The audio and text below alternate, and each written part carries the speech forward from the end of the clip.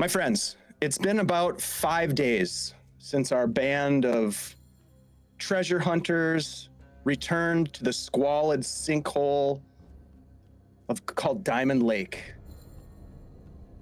After all, it's their home, at least for now. They'd come crawling back from the craggy hollows, bloodied from their expedition into the Whispering Cairn, where an ancient people known as the Vati, or the Wind Dukes, lay dreaming life's last dream.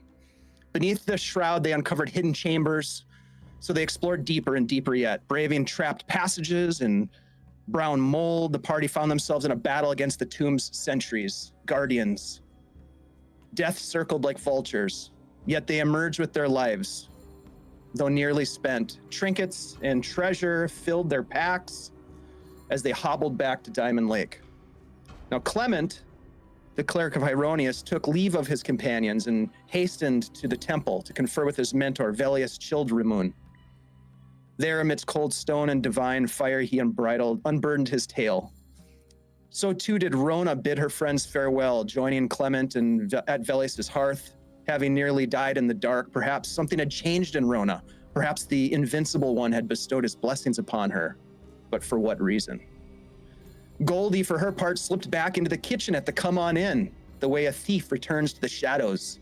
She'd given up her role as Osric's bodyguard, if only temporarily, passing the task to Torbin, a capable dwarf and loyal soul. Vamrid, Osric, and Torbin shared more ale that night at the Come On In, discussing their adventures, the dangers they'd encounter, and hatching a plan. The cairn still whispered. Its secrets remained hidden. An accord was reached, and the three would find more steel-hardened companions to return to the Whispering Cairn with renewed purpose. And so it was settled upon the witching hour, Osric and Torbin stumbling off into the night as Vamrid took the stage, belting out a rousing tuba solo, a mad, meandering dirge, and the patrons cheered. In the cold night of Diamond Lake, Osric walked alone towards his Jizidin patronage. Then he halted, a shiver along his spine. The air was too still. He turned. A figure stood in the gloom, as still as a gravestone, silent. But before a word could rise to his lips, Osric felt the sharp point of a blade pressed into his ribs. Its wielder bearing for the moment an unknown identity. Now we're going to come back to that. But first, we're going to turn to three other patrons of the Come On In on that very same night, having themselves partaken in the revelry of the Come On In. We see three individuals leaving the tavern into the cold night air, conversation fueled by ale, no doubt. My friends, as we kind of zoom in on Finch, Calum, and Ryder, I'm curious, what topics could you possibly be talking about as you are walking into the darkness of night? Just a general topic that would be on your mind. Now let's go around here because I'm just curious of what you might offer. Let's start with Calum. Calum, being a cleric of Celestian, didn't drink. Ale isn't illegal or frowned upon, but his normal mode of things is to guide the drunken back to bed, so that they don't bump their heads or end up dead. So, if anything, he's just sort of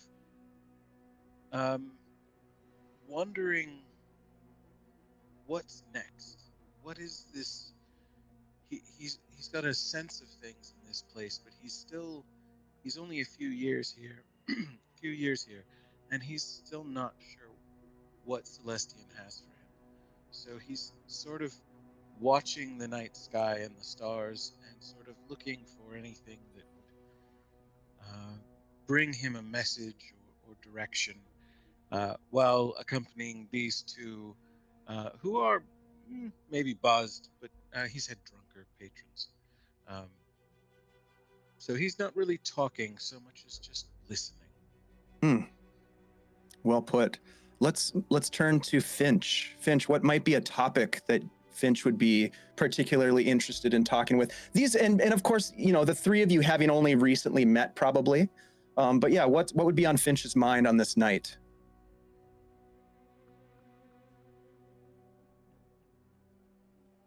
You are muted, sir.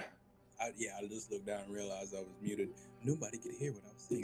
I think Finch is like throwing up a small coin pouch with just a smattering of coin, and just laughing about the gambling that he partook in and may or may not have cheated in a little bit, just slightly. He's not saying that out loud, but just a good haul tonight. Admiring your coinage. Give me a, if you don't mind, let's do just a quick roll, just because I want to see how well you might have been able to pull off whatever shenanigans that you pulled off. We're gonna go ahead and let's do because you're playing some game of chance, perhaps dice or cards of some sort. Let's do a dexterity check first. So go ahead and roll me a dex check, which for you is a prime, so that's good. So that's So D20. you're gonna roll your D20, add your dex modifier and your level. All right. Physical dice, or we're gonna use. You can use whatever you want. All right, let's shake them up. You said dex plus level. That's Yep. A 9. Okay, so you got the sense that you may have walked out with a bit of coin in your purse, but there are individuals, other patrons of that you were playing against that may have I don't know, noticed your trickery. So that might also be weighing on your mind. Let's go next to Ryder. Ryder, what might be a topic on your mind this night as you leave the come on in into the darkness? Yeah, so Ryder didn't drink too much, but as a kind of wood elf druid from the north, he's kind of continuously tripping on low dose hallucinogens. So at some level, that's kind of where he's at a baseline. So he is, has this wits about him in most situations because of his kind of chronic state of being slightly altered. But his whole purpose for being here was that he came down at the request of his guild.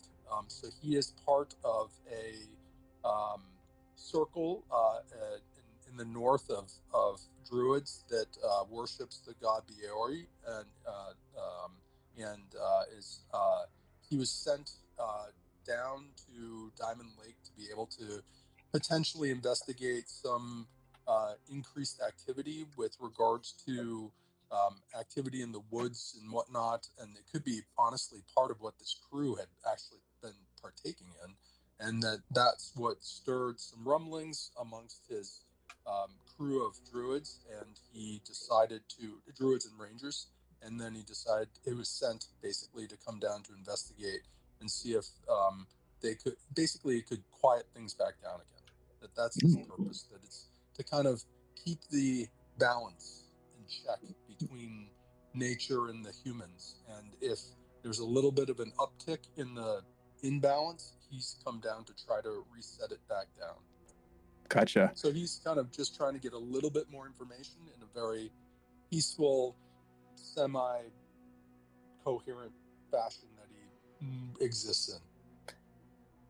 Ryder, you had me at hallucinogens. Okay.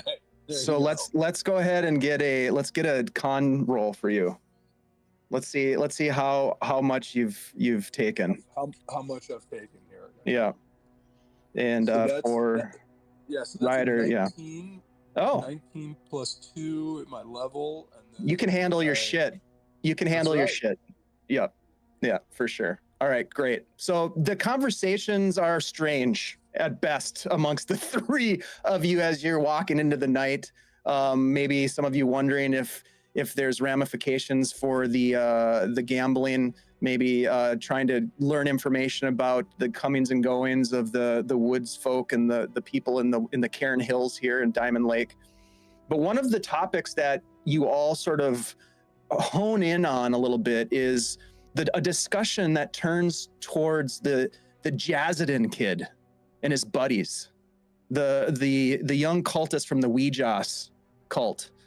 You remember not more than a couple of nights prior hearing this individual who you think their name is Osric or Ozeric or something of that nature. You don't quite remember. You may have had interactions with this young man or not, but you remember hearing his ale-inspired speech not more than a few nights prior, perhaps exaggerated, as it goes. A retelling of an excursion that he and his companions made to a place called the Whispering Cairn, which piqued your interest. Perhaps you liked the young man's toast. Others certainly did. There were applause. And maybe you did, maybe you didn't. But the address was certainly met with some regard from the crowd. And whatever your opinion might be or your taste, it definitely roused your interest, like I said. So along with probably many others, you took note. And you remember seeing him and his friends here tonight at the Come On In. And as you walk into the night having this conversation, asking questions about the young man's strange boast in a drunken toast of loot in them their hills, you hear a voice in the distance, but it's unclear what it is. You look up the lane and you can see an individual standing rigid in posture, and two other individuals standing sort of in a equally rigid stance, but somewhat aggressive.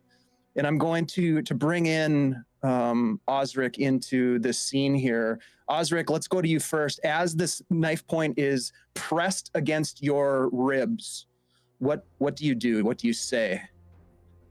Well, first thing I need to know is the stuff that we've gotten from the cairn. Is that on my person? Anything that is on the list that you would have on is on your person, yeah. Mm-hmm. Okay. Well, that's my first concern. So Osric just puts his hands up because his companions. He's looking back with a worried side eye towards the Come On In that he just left from, thinking, well, Goldie picked a fine time to leave me to go back to work. And I'm looking around for Torbin. Where the hell was he? Where did he took off home? Damn it. So just kind of putting his hands up and looking to see if he can catch a glimpse of whoever's got a knife to him. You give me a D6 roll. I want to see. It's a 50-50 chance here that you may or may not recognize who these individuals are. Okay. So with that, you don't recognize who they are, but it's not uncommon to have run-ins with young wannabe thugs, people who are trying to work their way up sort of the hierarchy of the gangs that are filthy in this town, especially along Tolliver's Road. You remember, for example, running into and trying to make deals with Jarek, perhaps rubbing Jarek the wrong way at some point. It could be related to him. It could be a result of your perhaps ill-timed toast in your drunken state. Perhaps not, but you look down and certainly recognize the truth of steel that's pressed against your ribs. And the other individual who is sort of keeping pace with you walks forward, and the other three of you, Finch, Caleb, and Ryder, see this, walks up and says, "We heard you might have a bit of loot, having found something special out there in the hills. Why don't you fill us in on what that is and empty your pockets?" Oh, no loot. Only cursed, terribly cursed magical items that will turn you into a toad should you touch them. You need the proper training, of course, which I would imagine you don't have. So for your own safety, I can't give those things to you. Well, we'll take our chances. And you just feel a slight pressure of the blade about to pierce your your ribs. And that's when the rest of you notice like there's a little bit of a flinch, and you can see two individuals, and you can hear one of them now say, "Empty your pockets and give us everything." So I'd like to turn to Finch and Ryder and Calum. What do you do as you see this, what is obviously a shakedown happening? Do I know who these people are? At this distance, you probably don't. You guys are maybe 30-ish feet away. You could close the distance if you wanted to and try to find out if you kind of dashed forward, so to speak. But yeah, you just see Osric with his hands kind of up, like trying to diffuse the situation. Yeah, Calum? Can we see the glint of the knife or anything like that? Absolutely. Calum's just gonna raise his holy symbol and cast light on the blade. On the blade that's being held? Okay. All right. Just go over there. And just light up the whole area. All right. Yeah, the blade just blazons into a light source, kind of blinding the three of them who were unexpectant of this bright light. And you can see like they kind of shield their eyes and they all step back, and the three of them kind of like separate from each other a little bit. And the guy looks at the knife and puts it in his sheath. And then he makes to grab forward and grab onto Osric's lapel, like his robes. I would like everybody to roll initiative for me, please. Really quick, if you'd allow, because I'd like when we saw that happening, I'd just like to make my way that way. Yeah. And if that beam of light shone, if possible, I'd like to to the shadows that they create, just kind of stick in there and just show up and kind of grab that guy's hand that's reaching forward in a handshake. I like it. Okay, so because of the shock that the three have with the light sort of blinding them, we'll consider that sort of like a surprise round for you guys. So let's go ahead and still roll your initiative. So everybody roll your initiative and add it into the initiative tracker in the owl bear for me. So I have you squared away. And we will use the initiative to sort of give us a path forward. But yes, you guys will have an opportunity beforehand. I'm gonna roll. Initiative is D10 with you don't add anything. just a D10. Yep. Have one of those.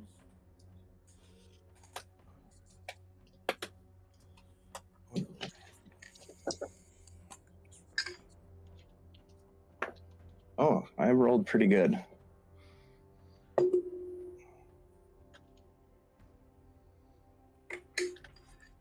Ooh. Wow, damn. Nice initiative.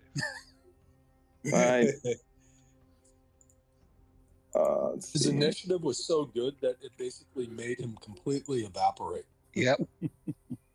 Like it sent him to outer space. He went so first. So first that he went into outer space. He went so first. One.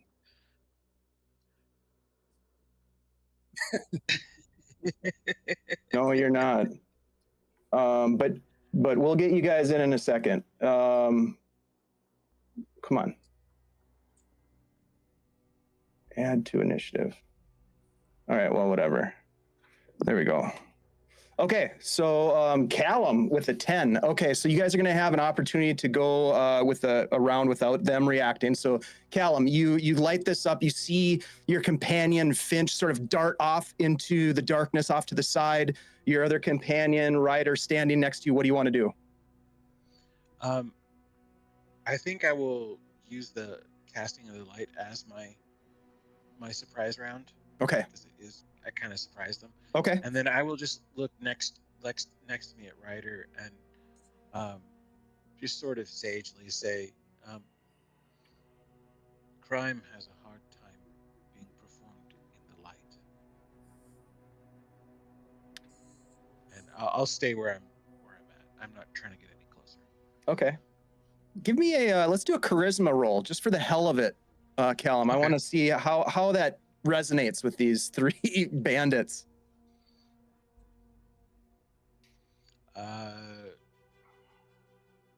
Plus my no, not plus my level. Yeah, you get plus level. You get plus level. Yep. I get plus level. D20 plus your charisma plus level. So a 19. Okay, that's more than you needed by just a smidge. They all kind of like turn and look at you like, what did he just say? Like it kind of makes sense, but they're like trying to think about it too much. That brings us to Finch. Go ahead, and you're gonna try to do an unarmed attack on these guys. Is that what you're? Oh no, I wasn't attack. I was just shaking. Like he reached out to grab Osric by the lapel, and I just wanted to be there and just grab his hand in a handshake. Oh, okay. Yeah.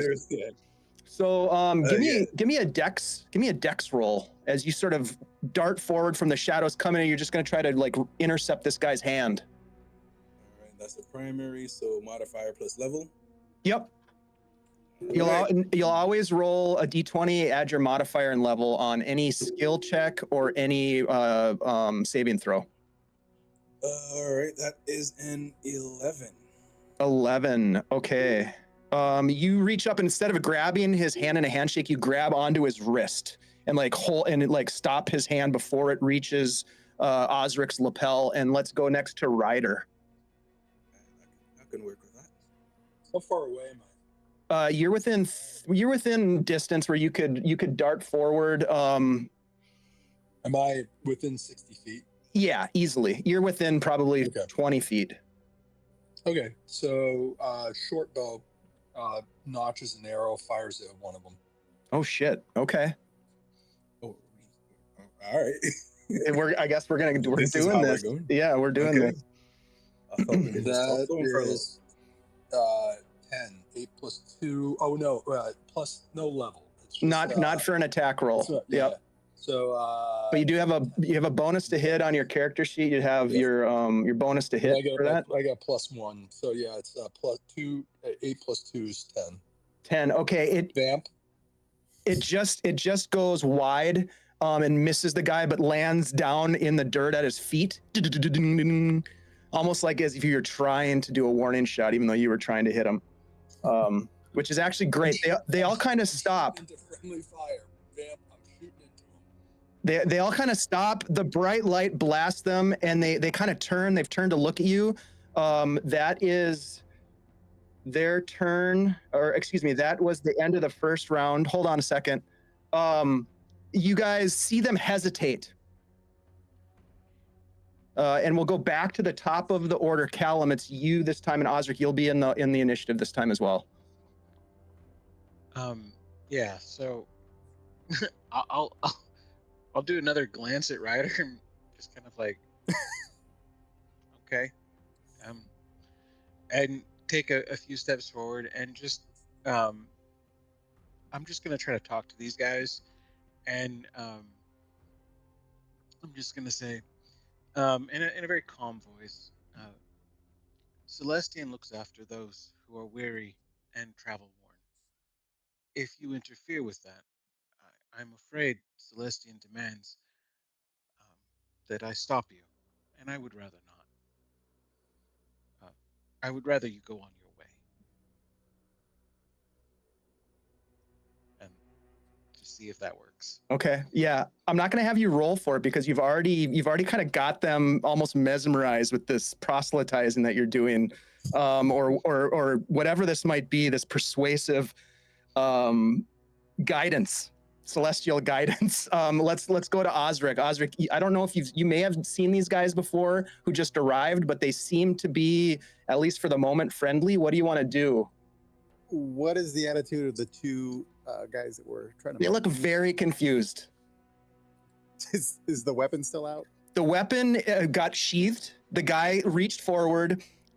This very dexterous individual came and grabbed his wrist just as he was reaching for you, and is kind of like got him held. And you just see this strange, like confused look on the leader's face who is talking to you as he's staring at this individual. Callum, what do you look like as you're standing there in the starlight?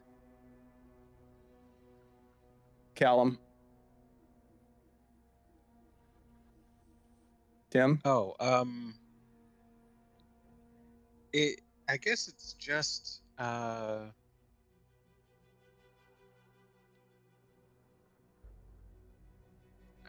I guess it's a simple symbol of stars.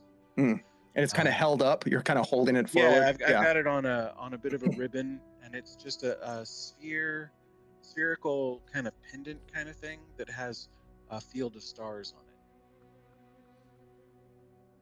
There you go, Osric. That's what you see. All right. You said the guy sheathed the weapon. He Yeah, sheathed the yeah. knife? So the light, there's a little bit of light like escaping through the sheath itself. Okay. I'm gonna take a step back, and I'm gonna magi's hand, that knife towards me. I'm gonna take it Ooh. out of the sheath. Okay. Yeah. Give me a magic, a mage hand roll. I don't know. What do you think? Dex roll maybe, or yeah, to pull the. Yeah, let's do it. Give me a dex roll. Why not? Ooh, that's a 15 on the die. Okay. Plus your level. Plus stuff. Yes. 16, 17, and then dexterity plus another 3. Oh shit. 20.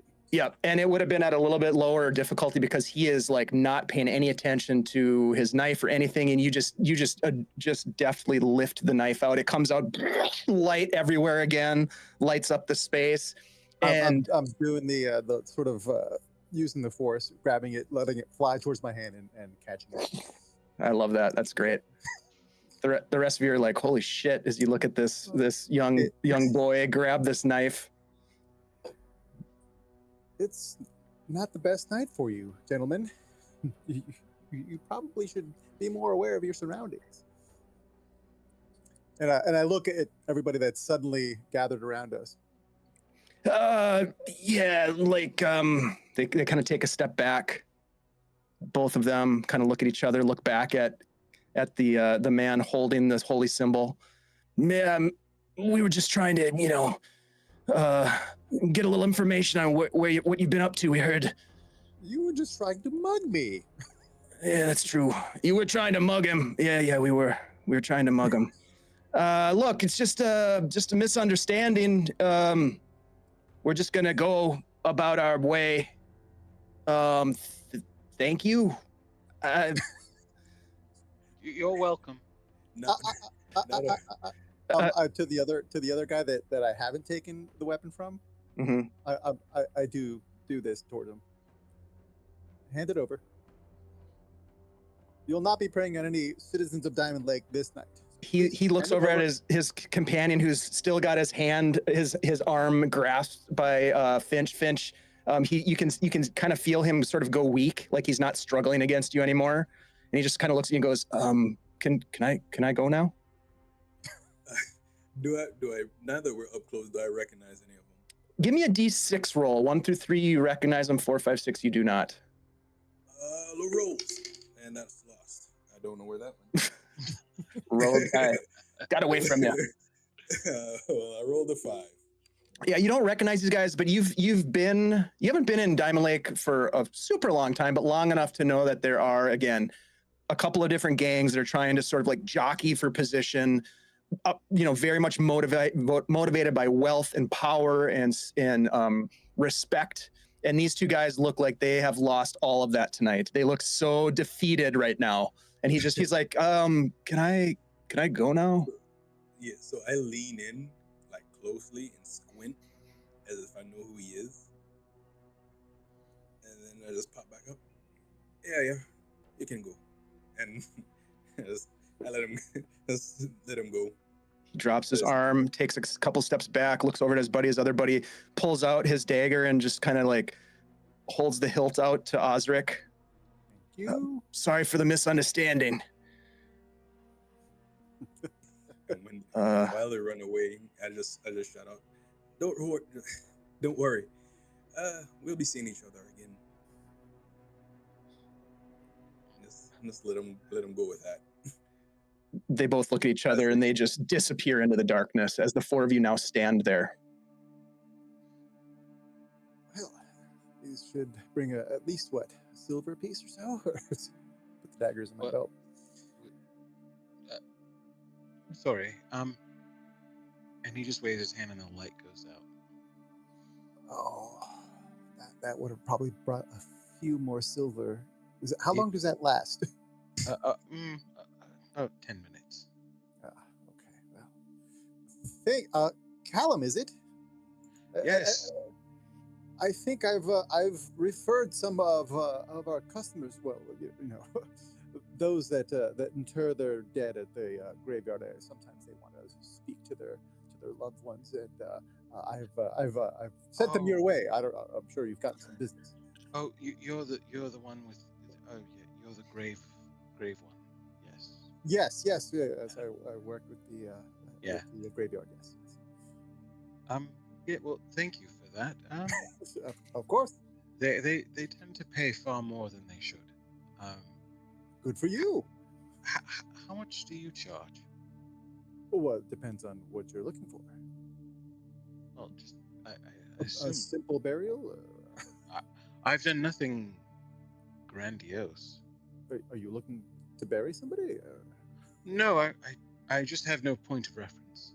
Well, we, I take care of digging the holes and such. I'm not in charge of the grave marker carving. That's somebody else at the temple. But I could probably get you a discount if you like. I mean, thank you for your help.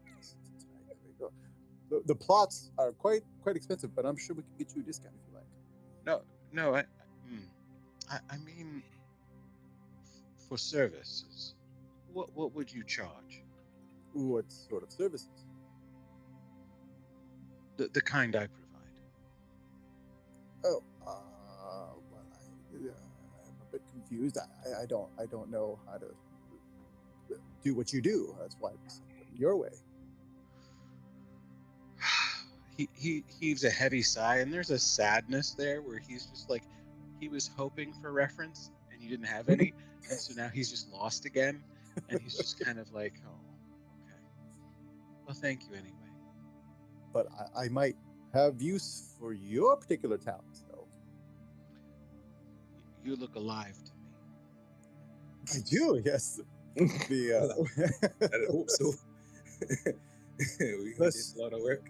The stern lady, she tests me from time to time, but those two weren't up to the task tonight. So, yes, all of you. What is your name, good sir? And I look at Finch and Ryder.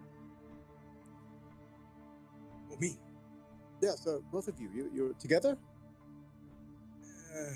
More or less.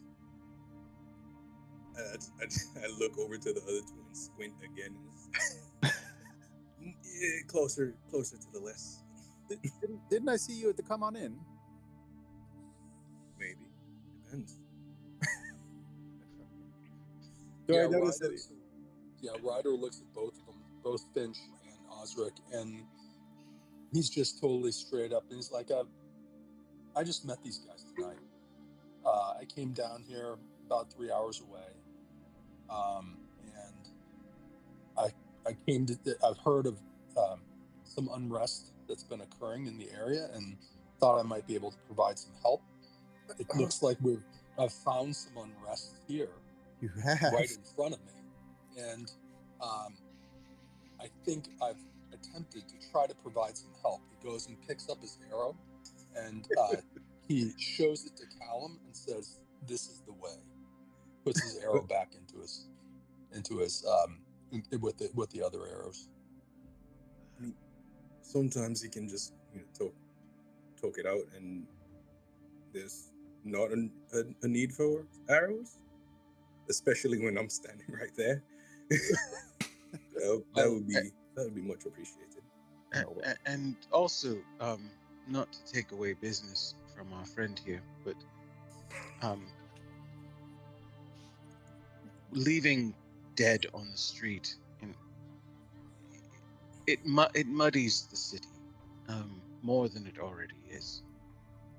Although it would have been quite convenient for me because I wouldn't have had to been called and go find. I'm the one who brings the body. I do apologize for taking from your table. But, no, not at all. I've been very busy of late, and I've been a bit behind on my chores at the graveyard. I must admit, I was on my way there now. I've got some cleaning to do. When Osric says busy, it kind of triggers that recollection that the three of you had of hearing his rousing toast about the Whispering Cairn only, a couple nights before this. Right. Busy. Robbing graves or digging graves? Oh no, no, nothing. I haven't been digging graves, like I said, in about a week or so. No, yes, we've been busy, my cohorts and I, in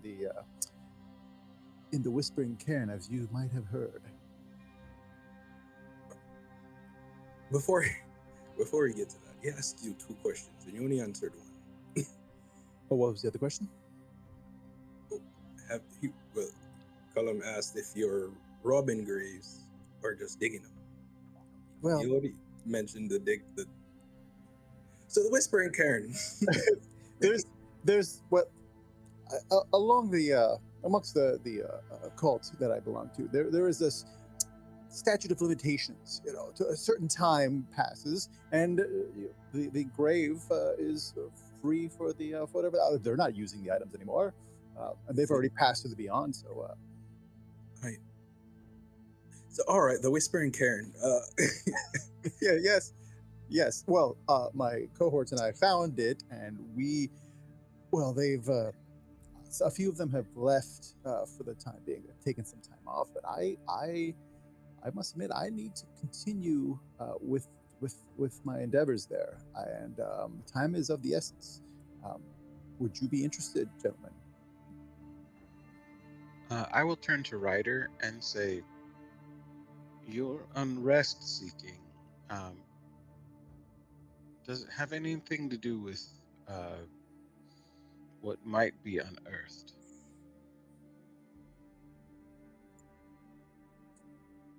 He looks back, kind of trying to process what that even statement means, meaning unearthed, i.e. coming from Mother Earth. And he says, potentially, and as that there's unrest that can be between different races on Earth, but then there's also unrest between Mother Earth and the things that walk on it. And potentially both may be the reason why I'm here. I mean, it is the Whispering Cairn is in the wilds, so that would your services could come in very handy. There's tribes of wild goblins, and they're terrible housekeepers, and are a bit violent as well. I'd be more than happy to partake in this adventure that you're proposing. Fantastic. I don't know about the two of you, Ryder and Finch. Something makes me feel like I should go with you. If only to keep a light on when you are walking in dark places. I point at the dagger, and I like that. Yes. Well, I don't think I have anything better to do. Right. Might as well tag along. You should probably come with us, just in case those back at the inn, who you cheated, don't come looking for you. See, that's what it is. See, I want them to come looking for me because it was a test to see how observant they were. Do I notice any religious symbols on Finch of any kind? He wouldn't have them out. You see a chain under the robes, the gi. Is it a gi? Yeah, maybe. Sure. Maybe. Is that temple clothing? Yeah. So Finch is basically dressed exactly like Don Cheadle's character Kenny from Rush Hour 2. But instead of green, it's more of a purplish black, a faded purplish black, with subtle star motifs, and it's a crop top.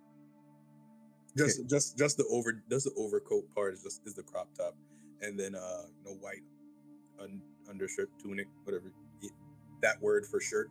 Um, and on the collar would be a what's the, wow, I forgot the movie. Katniss Everdeen. What's that movie? Hunger Games. Yeah, Hunger Games style brooch, but it's a finch instead of, I think it's a mockingbird they use for Hunger Games. Yeah, it's a finch. On the collar, there's just a brooch in that style, in that motif, but of a finch. I'll take your word for it. I don't know the difference. Yeah. I don't know if You know what a would be shrike much is of a though now. Yeah. Mm-hmm. But not out in the open would be a religious symbol. If you do look closely, you would see like a chain or a rope that possibly may around his neck, but it's not out in the open. Osric, give me an intelligence check. Okay. Please.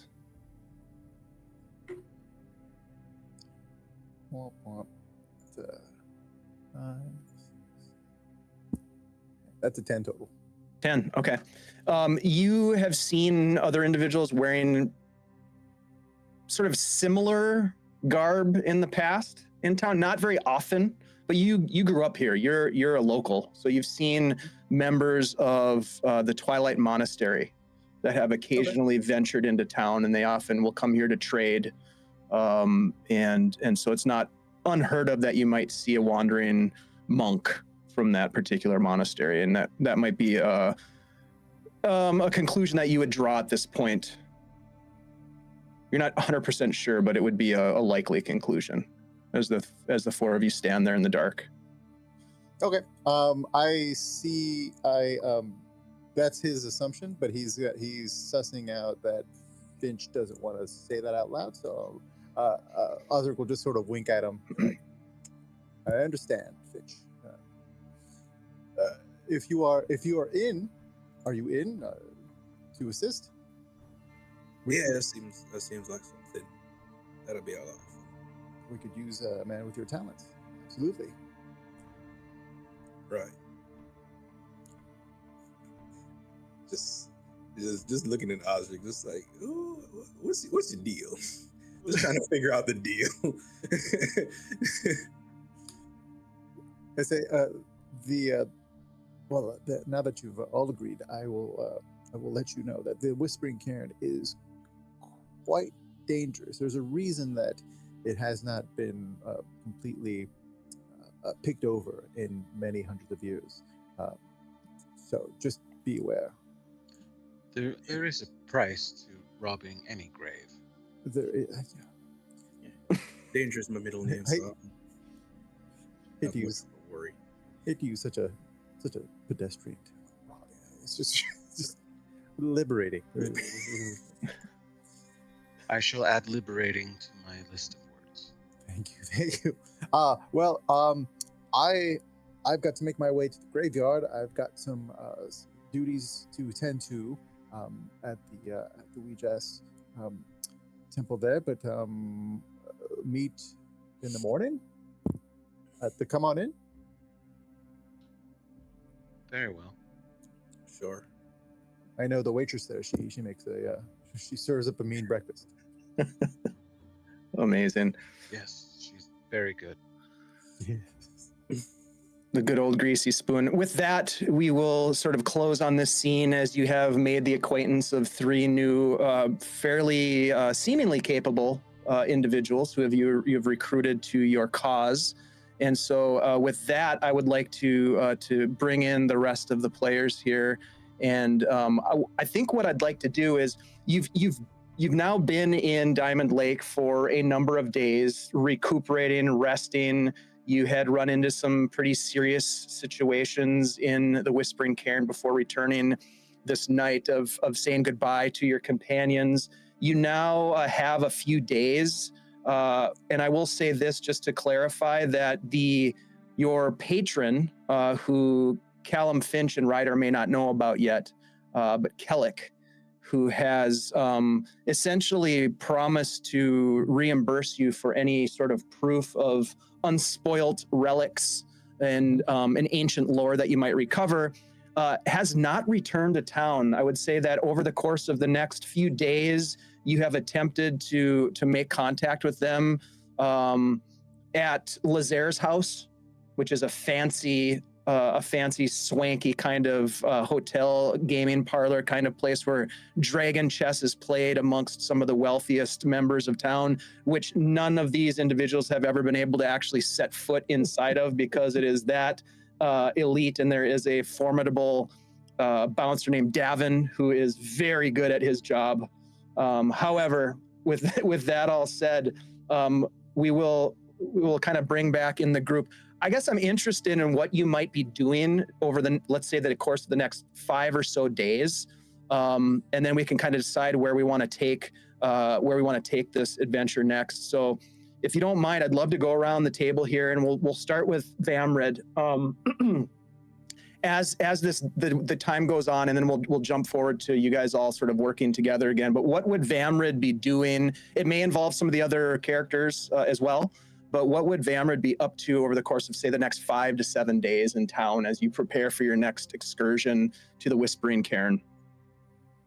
So Vamrid has this new set of chainmail that I would like to clean up and maybe see if I can get more information about. I definitely want to wear it, maybe get it fitted, but I don't know if it was a special armor or not. But I mean, it's better than the stuff I had. But if there's anybody I could talk to, you know, put their eyes on it to see if maybe it was fancy or has any story behind it.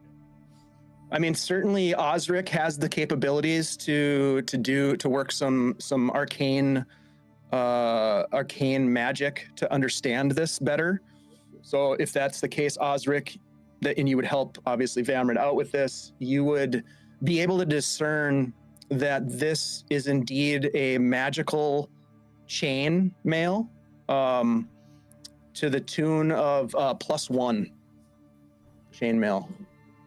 Excellent. And I probably would also do a little work after hanging out with my cleric buddy. I'd want to polish up and try to make the tuba look a little better and maybe more defensive so that I could also use it as a shield when necessary. You could potentially make some modifications to it after working with perhaps the smith to reinforce. Yep. Put some spikes on it, you know, reinforce the material a little bit. It might cost you some coin. Yep. Let's see, to the tune of he could reinforce it, and you'd be able to use it as like a buckler shield, potentially with additional upgrades in the future for 25 gold pieces.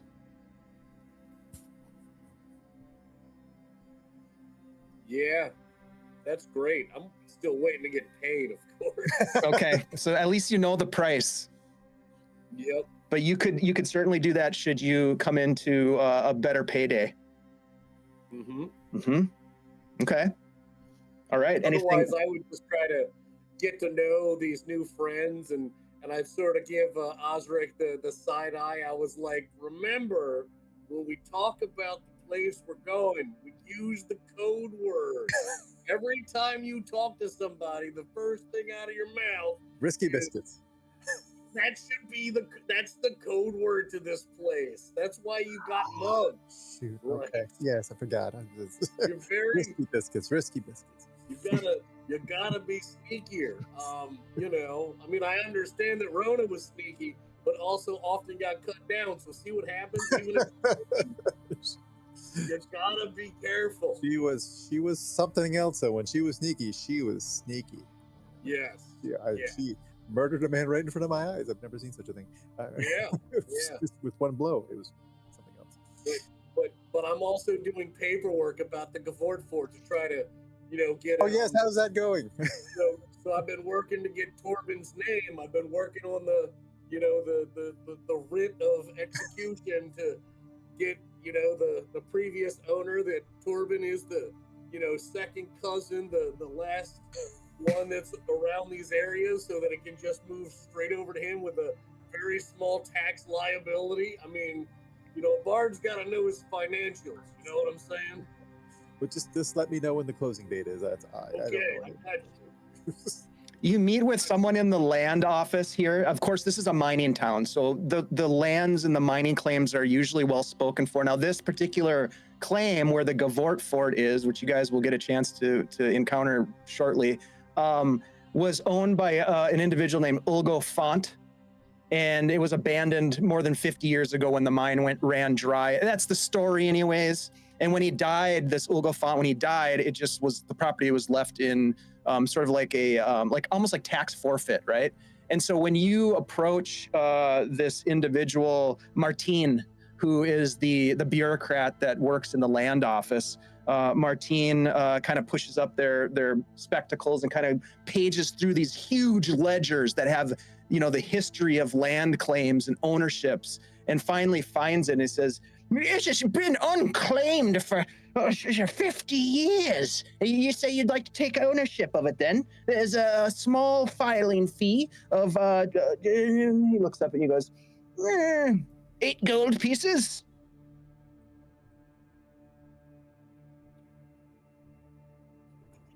You say 50 years, like that's a long time. To us dwarves, that's nothing. Oh, you're dwarvish, are you? I suppose you are. And what of your friend here? Well, sir, it seems it's to be placed in your name. He looks over at Torbin. Also dwarvish. Yeah, that's me. I'm Torbin. I see the resemblance. Yes. Well, as I mentioned, there is a filing fee, Mr. Torbin, to the tune of 8 gold pieces. Oh, okay. You need that now?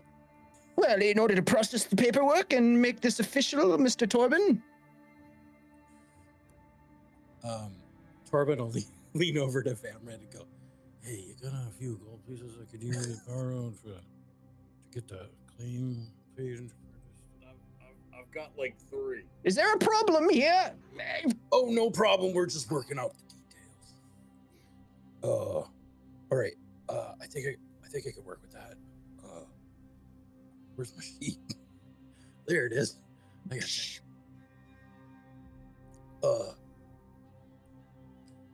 Yeah. Would you consider taking 7 gold?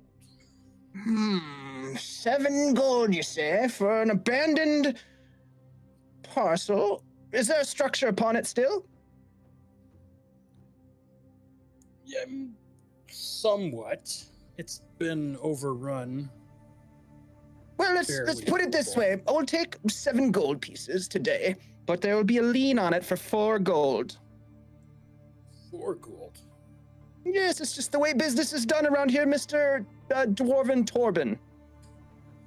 Torbin Oakhide. Mr. Oakhide it is. Yes.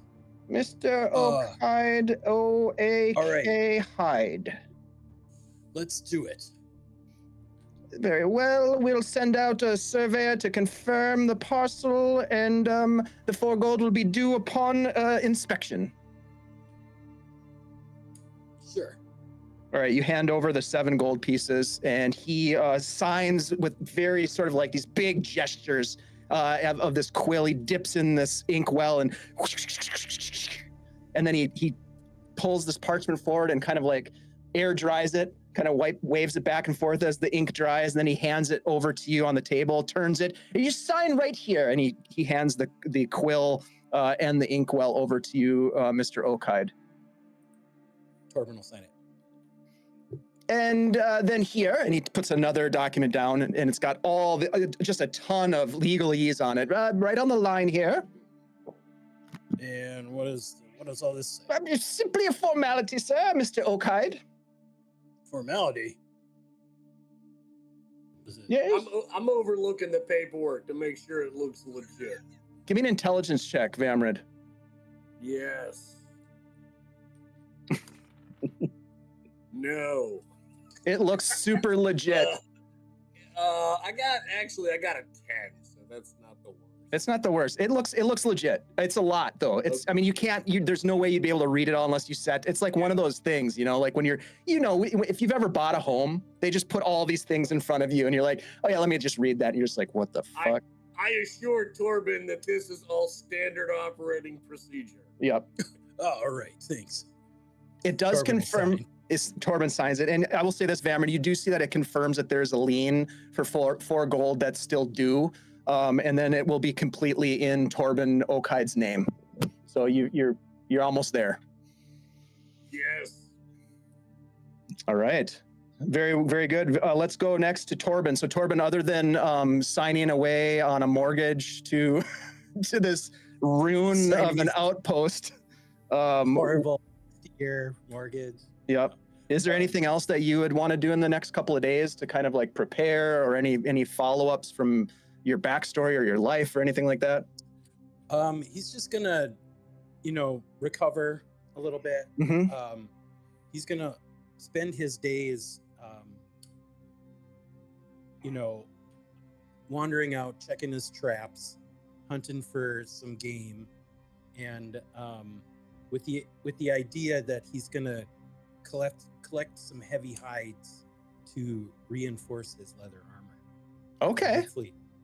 Hopefully make it into hide, what would be considered hide armor. I like it. Okay. I think that seems more than legitimate with the amount of time that you have to do the hunting that you would need to do to procure said hides, to tan them, takes a little bit of time and effort, but if that's what you're focused on, other than the mortgage piece, I think you'd be able to take care of that. And you do have, you've got that deer stalker feature as a barbarian, so you're well skilled in the ways of finding shelter and food. Let's do this.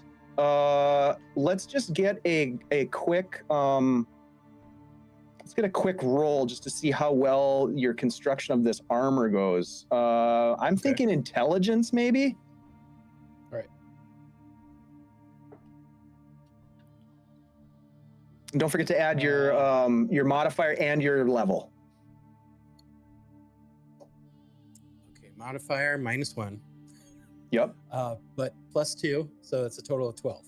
12? Okay. Not quite what you need. You think you might need to call in perhaps a little bit of help, but there is an armorer in town that you could go talk to. A gruff fella by the name of Harv. And you've worked with him before. He's often bought hides from you that you've tanned, and he's used them for various things. And he helps you out and helps you get it squared away, so you do end up with the help of Harv, the armor, and he also moonlights as a taxidermy guy. He helps you with that, and you do have your hide armor. Nice. Yep. And when he's not hunting and prepping his armor, he's spending the evenings in the come on in, drinking ales and pestering Goldie for discounts. Do you ever go back to the hovel where you live with your father, or do you kind of not go there? I think he's been back there a few times. Yeah, I'm curious about his relationship with his father. Occasionally he'll crash out in the barn behind the come on in at Goldie's place. Okay. On the floor. I think there's a scene here where you happen to go back to the hovel to get some things, or to get your tools or something, and your father, who's usually inebriated, he kind of like stumbles over to sort of the doorway and like leans up against you, goes, "I'm worried about you, son." Oh, why would you be worried about me? I'm more than capable. I know you are, but there's bad things out there in the hills, and there's bad people in Diamond Lake. That's why I moved out here after your ma died, just to get away from it all. And I just see you getting tangled up with whatever it is in that town you keep going back to. You got a girl over there? What's the draw? Oh, no, not. I mean, no, but I mean, we're just kind of making some money, and getting into some things. Yeah. And I just figured I'd branch out a little bit and maybe kind of bring in a little bit more money into you know, fought this big wolf. Oh, It was huge, it was enormous.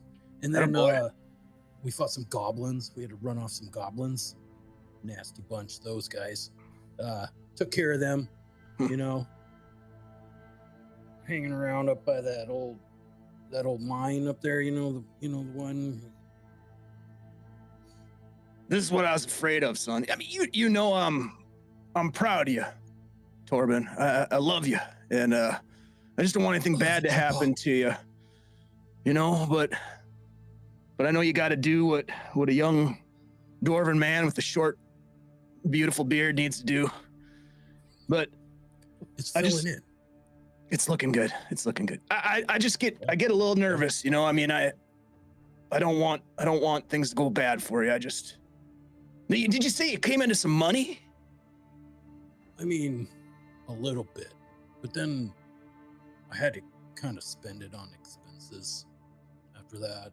Well, you So know, kind of broke even. You know, it's been a tough time here with the injury and stuff. You look down, he's got his leg is kind of in like almost like a splint, you know, because he injured his leg. You know, times are tough, and I'm just wondering if you might be able to spare a little coin for your father, you know. Well, I think I have some more coming, but yeah, I'll give you some of this silver here I got, and he'll give him 15 silver. He takes it and looks at it, and you're a good boy. And he puts it in his pocket, takes a big old swig of the bottle of whatever he's got, just reeks. Like, I love you, and I just don't want anything bad to happen to you. Be careful out there, and don't trust nobody. That was my mistake. Nobody. All right. Good night, Torbin. And he sort of like walks off, and you hear him just onto his pallet in the other room. He just crashes out. All right. And he'll just kind of wander back into the woods. Oh, beautiful scene. Is there anything else that he wants to check? Yeah, he's got work to do. He's got work to do. No, I think that's about it. Okay. All right. We'll go next to let's go next to Finch. Finch, is there anything that you'd want to be kind of taking care of or looking into or doing in the next like 5-ish days in town here? It's gonna be a montage of back alley gambling, running around, talking to those 3 guys that try to mug Osric. See if they can be recruited, getting chased by those guys that I cheated in the Come on in. Then I'm cornered, and then I do the same thing I told to Callum, and it says it was a test. You know, had to see how observant you are to know if you can be an asset to me and everything that we have going on. Give me a charisma check, please. Finch, this is not a prime for you, so let's roll high on this one. Right. Still have a +2 because elf things, but that's helpful. Dropped it. Nope. I'm not rolling high at all, so that's a 5. Yeah, they don't buy it. They're like, you have them for a second, and then like, wait, a 10? No. And then they will just say, like, for the sake of the montage, they kind of rough you up. You're outnumbered. And how much coin do you have on you?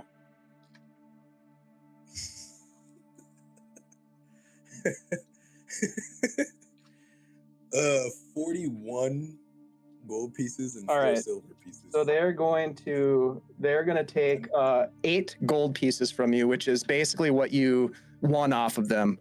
And the one of the bigger guys is like, this is a test for you, pal. You don't steal from the wrong people, okay? When you're ready to steal from the wrong people, you come back and talk to me, all right? Hey, 3-on-1 is not really fair. As they walk away, 3-on-1 is not really fair. And I promise, if it was, just you and I, this whole outcome would have been a lot different. We'll see. But I'll let you off with a warning this time. As he's just standing there, kind of, Yeah. yep. But they walk off. You do have some success talking to the guys who, the two guys that were mugging Osric, and there's just two, but they maybe there was a third guy watching from the, just some creepy, foyer in the dark, an unnamed watcher. But they when they first see you, they like try to run, and you're like, well, hold on, and you like have a conversation with them, probably about how they got off without being hurt significantly, all this good stuff, and maybe some yeah. Do me a favor. Yeah, something like that. Yeah, those other guys, they that arrow is just a warning shot. Is a lot better, So yeah. That elf's got a because of me, itchy trigger finger. Yeah, because of me, you're all standing here today. So you owe me a favor. That's the angle I'm going? Okay, they're like, yeah, look, we're sorry about what happened, and let us know if you need something, but we can only do so much. All right. We're trying to get in with Jarek's crew. We just needed a bit of a win, but we'll try again.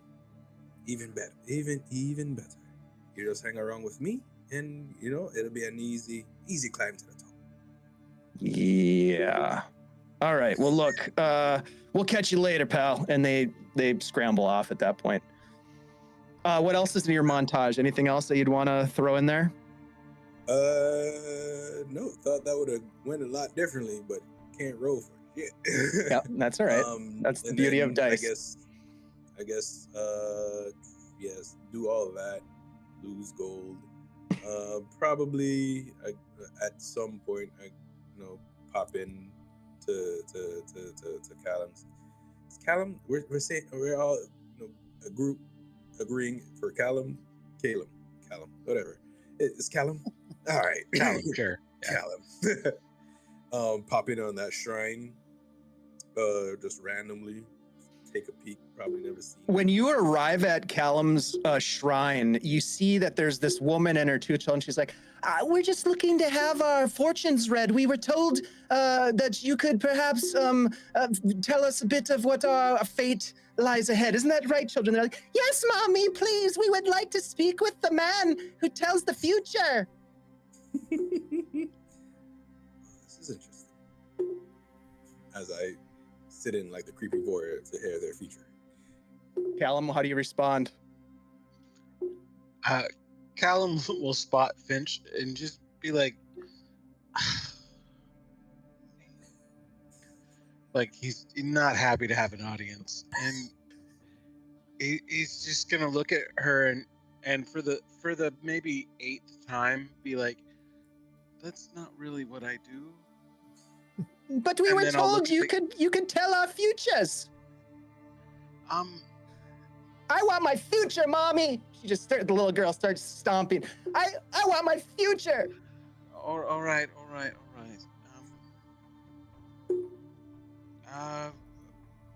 When was the child born? About 10 years ago. And she acts like that.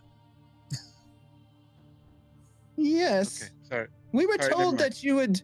Never mind. All right, 10 years. All right. So, that would put her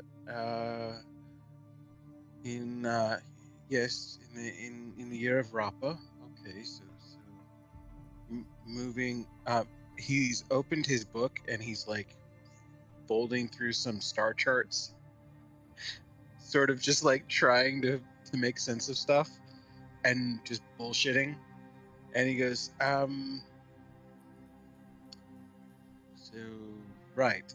under Nanas and Kellist. Okay, yeah, all right. So, your daughter will, according to Celestian, will grow into a robust and healthy woman, who will find the man she wishes, and he will acquiesce without resistance, and she shall have. There are 7 stars in Kellis, so she will have 7 children. Oh, mommy, I'm to have a family of my own someday! Yay! And her mom just kind of looks at you like, how convincing are you as you do this?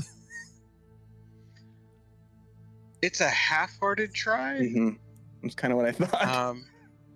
It's just kind of.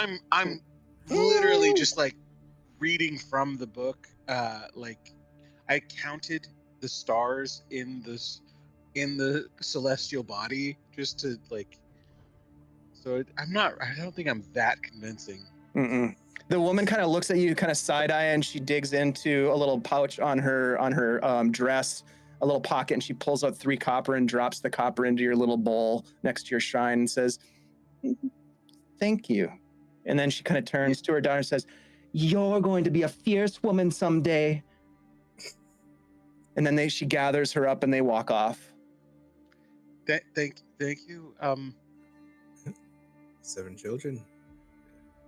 If anything, it's an easy guess. You saw her acting. In a few years, she'll just beat some poor man over the head and force him to give her children. So, it's close enough. Yeah, Did you want something? Well, after that, I wanted my future told, but after that, I'm not really sure. I can tell you the closest thing to a future for you, and he's gonna reach over and touch you, and cast first aid, and just be like, "You need to change your future by changing your present." The future will be there. There's harmony in all things. There's a balance. There is harm in things that are poor judgment. That depends on who you ask and how you look at it. But you were asking me, and it's how I look at it. Exactly. It just depends on the audience. But I do appreciate the healing. Yeah, we should have seen the other guy. I think I did. I'm pretty sure that was you being beaten up that I saw. I had the one of them, but the other 2 is just, there's only so much you can do. Well, and the 4th one hit you in the back of the head. You never even knew he was there. So yeah. So like I said, it's all a test. See what they're worth. Mm. Speaking of a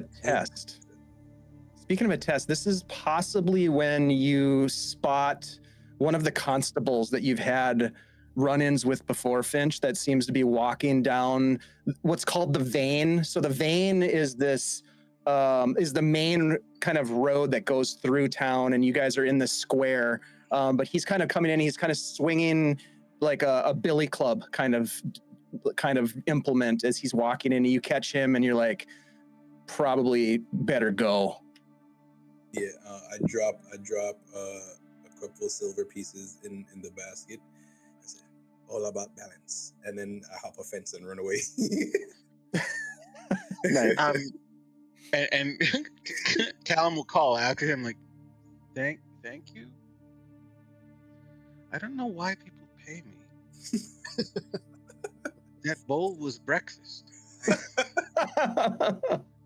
Oh, amazing. Callum, is there anything that you would want to do here during these couple of days, aside from the encounters that you've had? He will continue. So a slightly more boring montage than Finch, as he will be leading drunk people home every night and just going about his business. And maybe Osric kept his word and like sent my name to more people. I don't know if I ended up doing some more ceremonies, but he would have done them and then just helplessly were just like his fortune telling, just helplessly gone about them. And accepted whatever pay they gave him. All right. Yeah, let's do a charisma check here. We'll see if you get paid for any of the service, quote unquote, that you're providing. Roll up a cleric, make a lot of charisma saves. Yeah, you've been actually rolling a lot of charisma. That's a natural 20. Oh shit. Okay. So yeah, you to the tune of 13 silver pieces you make over the course of the next couple of days. Wow. You're welcome.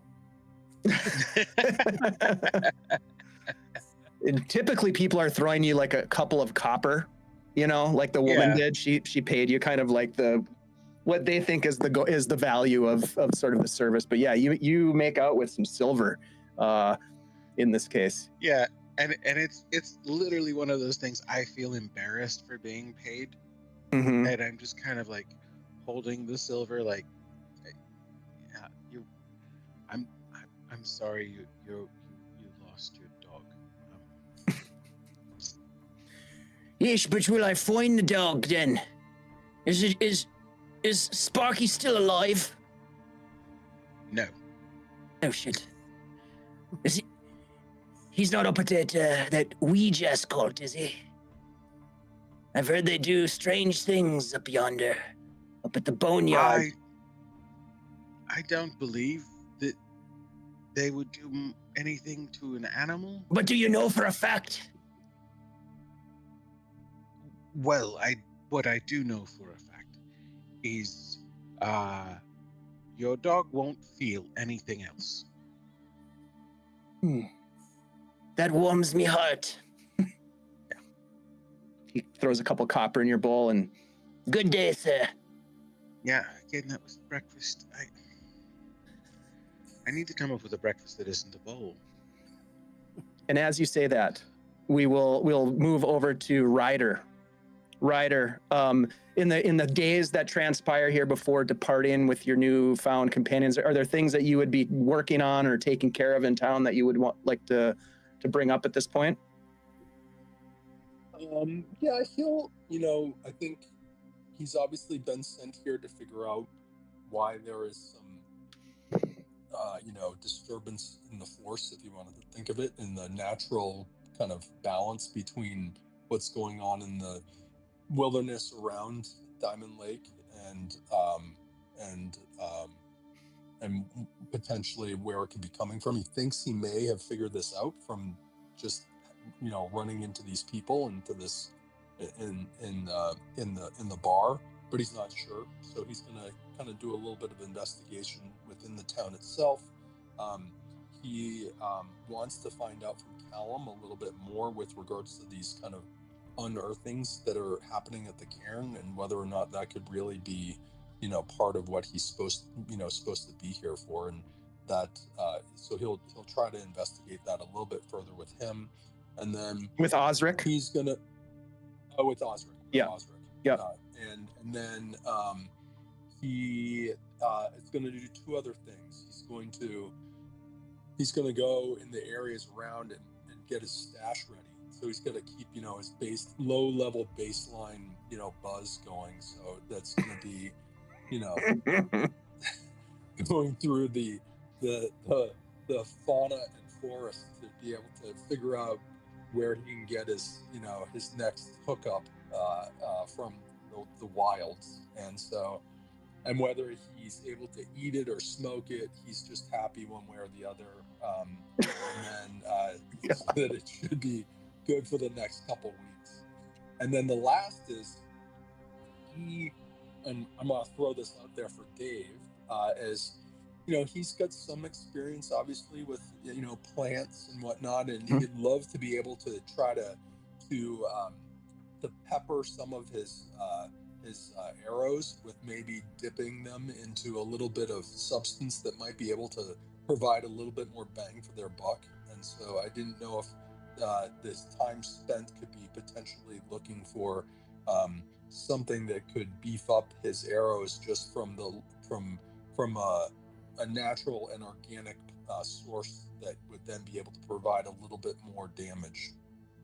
Yeah, so you're a druid. You have a knowledge of nature. You've got something called nature lore, in fact, that allows you to find shelter, forage for food, ID species, plants, and animals. So I think you would have no problem over the course of the next couple of days finding the fungi, the mushrooms that you like to imbibe, usually through eating them, but you can also, that you can also spend a little bit more time with preparation to make a tea that is extremely potent.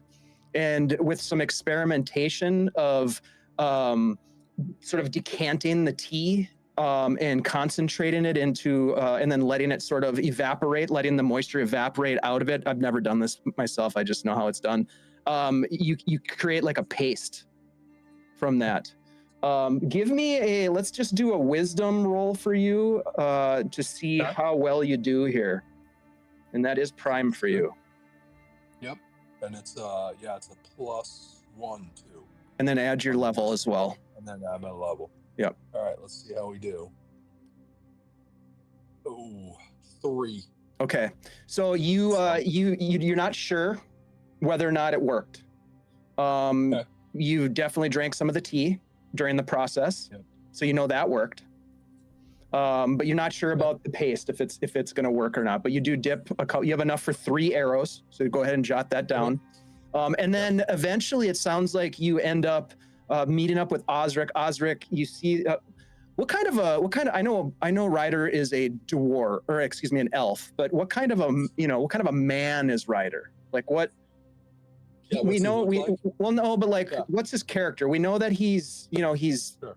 he's using substances to sort of like do his thing, but what kind of a person is he? Because I'd like to sort of set up the scene a little bit between him and Osric. So he's straight up neutral, and so he plays it as it is, and so that's really kind of why he acted the way that he did in the situation when the thief was holding the knife at Osric, is that he just played it as it was, that he saw someone attacking someone else, and to him that should be acted upon because it's someone that is doing something harmful, and so therefore he went after it. He didn't know if this person was good or bad. He just knew that at some level that there was something that was potentially going to disrupt the natural balance of how things should normally be. People shouldn't be taking knives and shoving them potentially into someone else. Same thing is that he didn't really care, honestly, if Osric had just like stolen things from the guy, meaning that he came upon this and he didn't know if Osric was good or bad, or if the person that was actually trying to stab him was good or bad. He just saw someone stabbing someone else, and therefore to him that was something that had to be acted upon. And so that's how he takes all situations, that at some level he's not trying to trying to delve too deep into someone else's character. He's just taking them for face value and then making an assessment of what that person is doing may be altering the overall balance of the world, and he's just trying to play it so that everything's keeping in order. Okay. That's who he is. With that said, Osric, you see Ryder approach. First thing you notice is his pupils are dilated more than any other dilated pupils you've ever seen in your life. But he is even keel. I mean, we know Ryder can handle his shit. He is, and he sort of presents what Bob just described as sort of this straightforward demeanor. And Ryder, as you approach Osric, what do you ask, or what do you inquire about specifically? Is there something, Ryder, that you would ask Osric about in particular? Yeah. So I would say that Ryder, he didn't really know him a little. Obviously, he met him in this one encounter, and then he agreed to be part of this adventuring crew. And so Ryder asked Osric, tell me a little bit more with regards to the the situation at the cairn that I heard a little bit about as we were actually walking up, walking away from this event that occurred, where you were stabbed. Tell me a little bit more what happened, and tell me a little bit more about what how you saw it potentially, your role in the events that occurred, and that will help me understand whether or not what my purpose is here. Before you respond, I'm just going to throw this in. I think everybody's here at this point, and you guys are having this conversation so that everybody can hear sort of. And I'm curious from Osric and then Vamrit and Torbin, like, how much do you share with your companions about what's going on? All right. Should I expound on what Ryder was just asking, or? Yeah, go ahead. Yeah, I think so. And then the others can jump in too, as needed. So when Ryder, when he's asking these things, he's probably looking down because Osric is about 5 feet or so done into a grave that he's digging. So his head is just sticking up. You see some dirt flying out, and then he pauses, and he's about this much of him is sticking out of the ground. And there's a little rickshaw cart type of thing, but instead of like a seat, it's like a flatbed, and there's a dog in it. And the grave that he's digging is about the size of a dog. And he looks up, and he's a little sweaty. And well, that's a very interesting question, Ryder. I would say that the stern lady threw a test at me my way, and put me in harm's way many a time, me and my companions. I think this is all one big test, but we happened to come across somebody who offered us rewards, basically, for finding out any information about this Whispering Cairn, and well, we did just that. We need to find proof of possible treasure and things that would be maybe worth his time. This person is a adventurer, apparently, of some renown, and he wanted to hire us to confirm some rumors, which I think we have. But unfortunately, he's out of town, and he hasn't quite made his way back yet. So until he does, we won't actually get paid. But well, that's my role. Was there any? Yeah, Ryder asked. Was there anything taken from the cairn? Oh yes. we've taken. Do you mean by us or by others? Both that you know of. Well, I think both. Yes, exactly. I think there were some things that might have been taken before we arrived. Lady knows how long ago, but we definitely took some things that those interred won't be needing anymore. And were those things that were torn, taken, were those put there by men, or taken that were there that should belong there? What do you mean by belong there? Well, there are certain things that are naturally should be in certain places and others that shouldn't. And if this was just a storage facility for treasure, then that's one thing. But if you had taken things from the cairn that was naturally there, whether it's jewels or diamonds or things that were actually that were even found in that location, that potentially that is, I see, as something that's different. I see. Well, these items were definitely put there by mortal hands. Okay. But do you know if everything that was taken there was from mortal hands?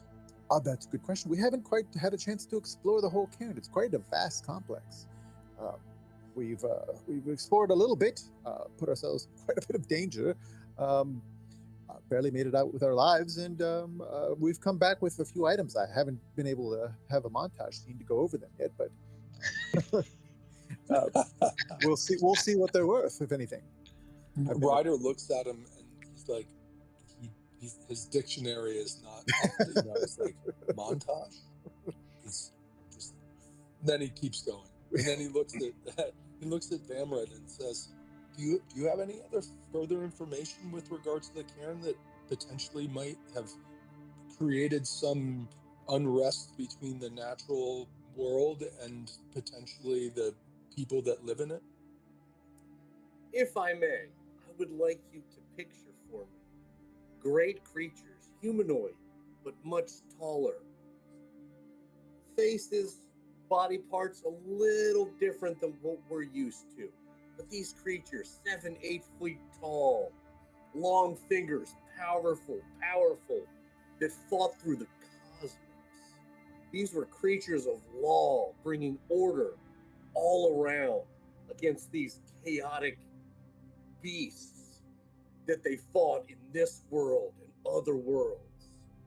Hundreds of years ago, one of their greatest warriors fell in battle and was laid to rest here in a place of his last battle in this tomb. Now, in this tomb, there's many halls, many places where people stayed to take care of it, to watch it, to guard it. In this place, we went and we found the remnants of other thieves. We found bodies strewn about on different beds, under traps. Many of the items that we brought back actually were from these former thieves that have got stuff from going around. Caleb, yes, you have a question in the front. Yes. You in the front with your hand up.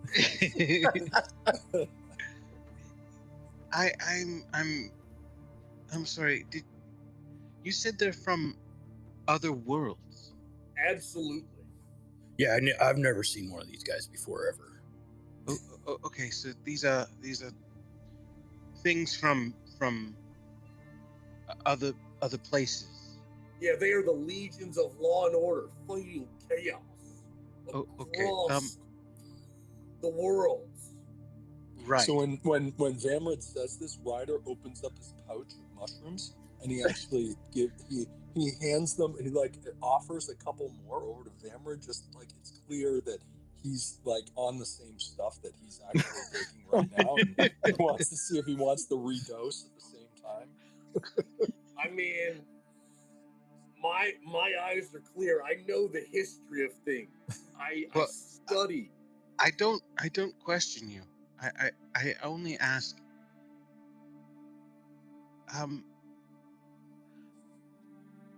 How do you know they're from another world? As a dwarf who is a little older than some of you quicker races, I apologize. I've been around. I've told stories. I've listened to stories from my brethren. We discuss throughout travels. So I've gone around a little bit. I've stayed in this area mostly. But see, I can look between the lines when I hear a bar tale, and I can pick up more. I can look at statues. I understand. You know, there's almost this overwhelming power that comes over me, that gives me a vision. And no, Ryder, it's not the drugs, though we'll talk later. I'm not saying no, but let me finish my story. I appreciate you. And I'm overwhelmed with visions of what is and what has been, and perhaps can help my friends with what can be. My words can inspire like that. I reach over and grab one of the mushrooms Ryder was to be honest, it seems like this is something that we'll need for the story. So we didn't take anything religious, sacred. Like, we didn't take anything that obviously was placed there, you know, by a higher power. I'm just assuring you that I just stuff that we brought is proof. My follow-up question is, when these visions overtake you, how much alcohol is involved? Are you questioning a dwarf's ability to drink? No, mean, no, I've never actually, been. it is because you are a dwarf and do drink that I'm asking. I, We did find a very nice bottle of wine in the Yeah, Gawar we bar. drank that afterwards. Listen, during these periods of danger, we found some danger in there. Vamrid was not drinking. Vamrid had to keep a clear eye on the prize to stay safe with his companions. Now, Osric over there, I saw him throwing some oil, and I don't know which direction he was throwing it. So maybe, I don't know what kind of oil that was, but no drinking occurred during exploration. I think honest, and so Ryder looks at Vamrin and says, "Well, this could be part of the reason that it's clear that there's that if this is true, that there's been some alien race that has been here that has taken presence within this cairn, and at some level, just reintroduction or reopening of this cairn, even to take out some of the treasure that was stored here from thieves in the past, that may have opened up some energy that has changed in our perception of the natural order between humans and the earth, and potentially that's what my leaders have been sensing, is this altered energy that's present from this cairn that seems to be have been in a quiet place for a period of time, and now has been opened again. Okay, Torbin, you're with me. We're dwarves. We know architecture. He saw the statues with me. These huge creatures that left statues of, their great battles and their great selves. Did you see any of those creatures while you were away from me or anywhere in there? No. Saw a lot of bugs. Opened up this great hole in the ground. It was like a tornado of insects. That's probably that could be what caused the imbalance. I mean, It could be a lot of bugs It could got out, be. but we killed a lot of them too. Well, maybe it would cause the imbalance. They imbalanced my face pretty badly. I'll tell you that much. That's unfortunate. The swelling just went down. He It looks went down. he looks like Deadpool. Like he got basically consumed by acid beetles who sprayed acid all over his face and exposed skin. So he's got sort of a Deadpool And they were vibe. on fire. That's right. They were also on fire.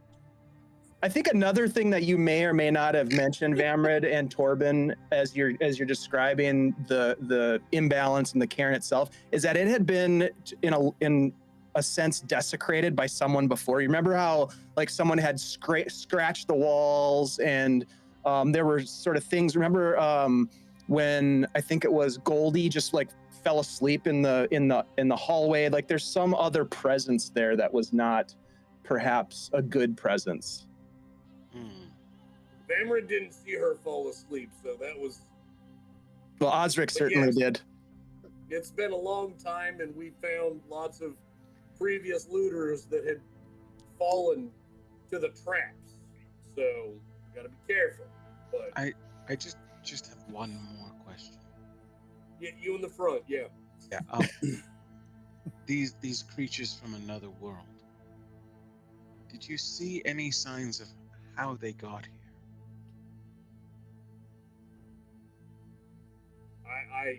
No. Traveling the cosmos is a few levels away. Let's be honest. I mean, there's a lot of murals. There's a lot of they like to write about themselves. Maybe we haven't found that room yet. I would imagine as Osric will chime in the background. He's been finishing up digging, and as he's talking, he chimes in as he's wrapped the dog in some linen and is sort of putting it into the hole, and says, "I would imagine." Oh no, the dog.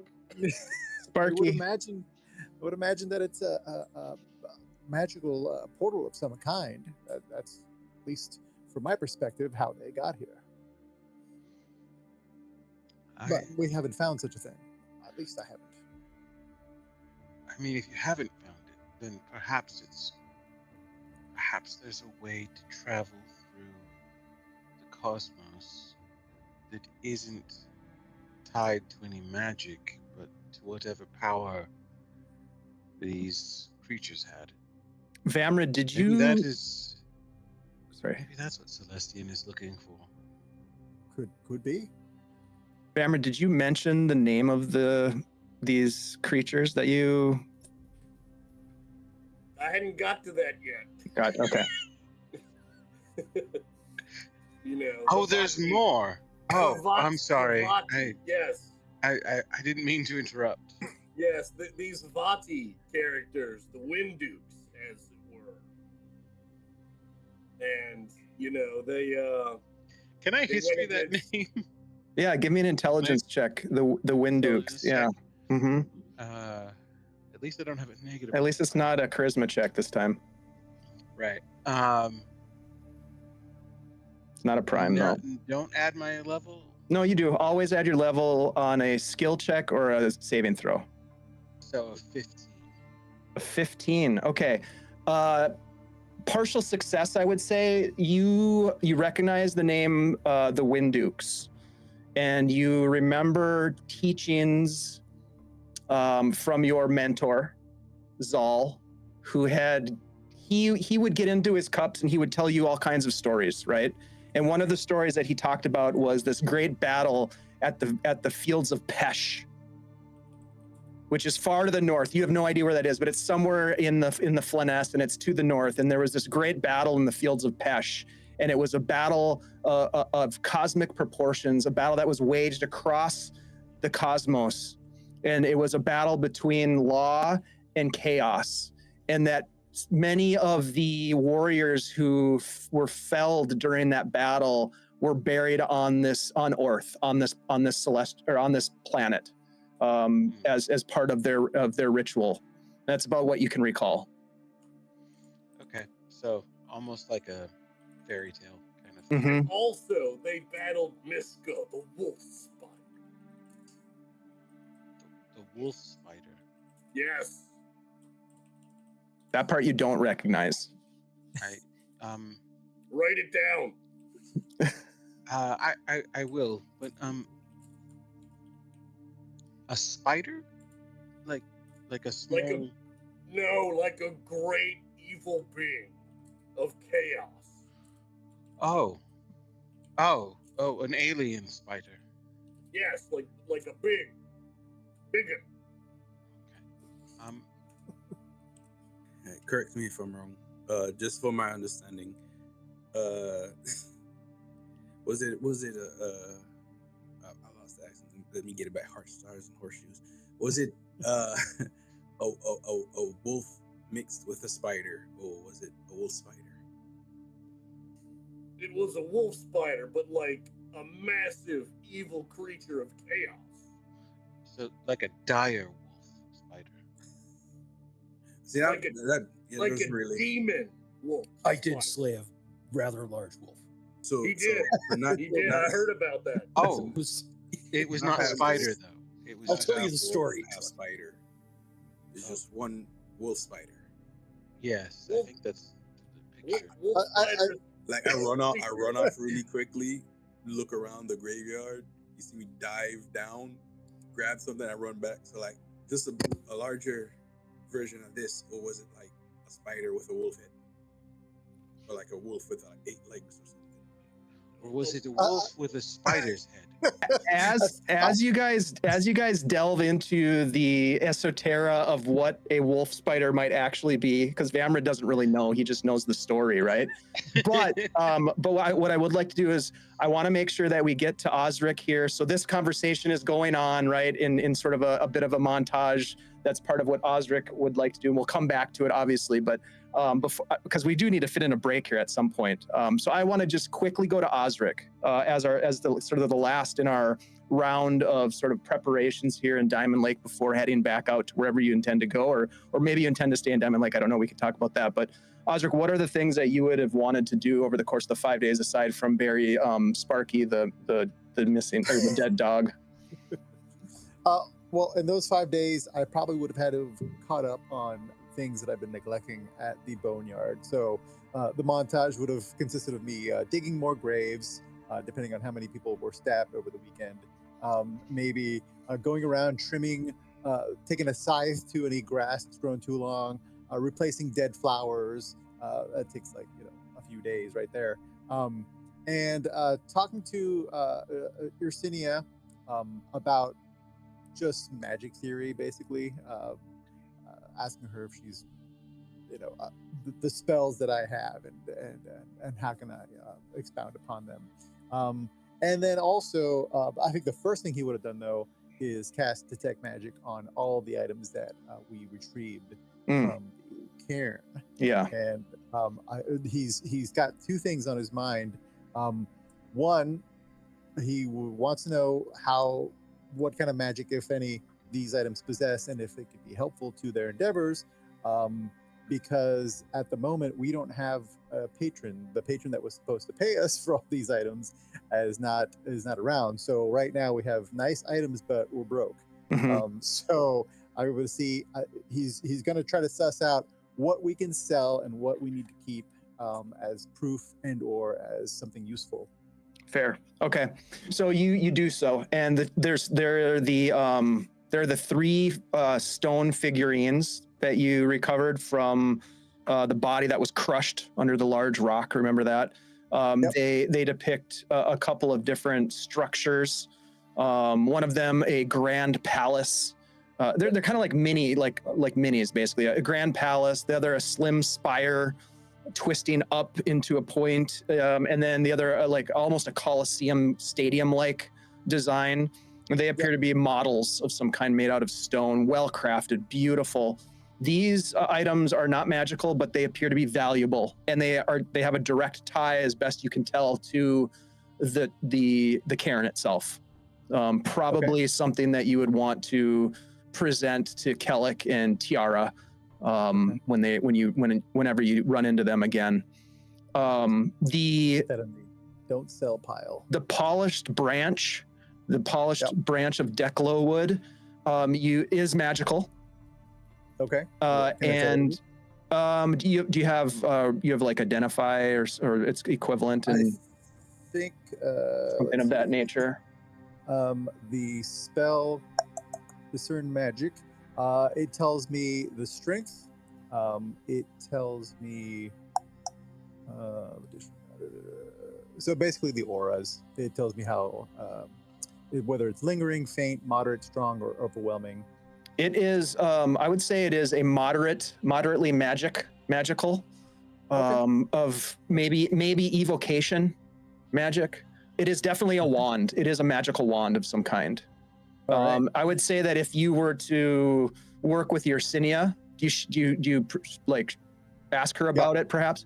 She's able to determine that it is a wand of shatter, and it has 2 charges.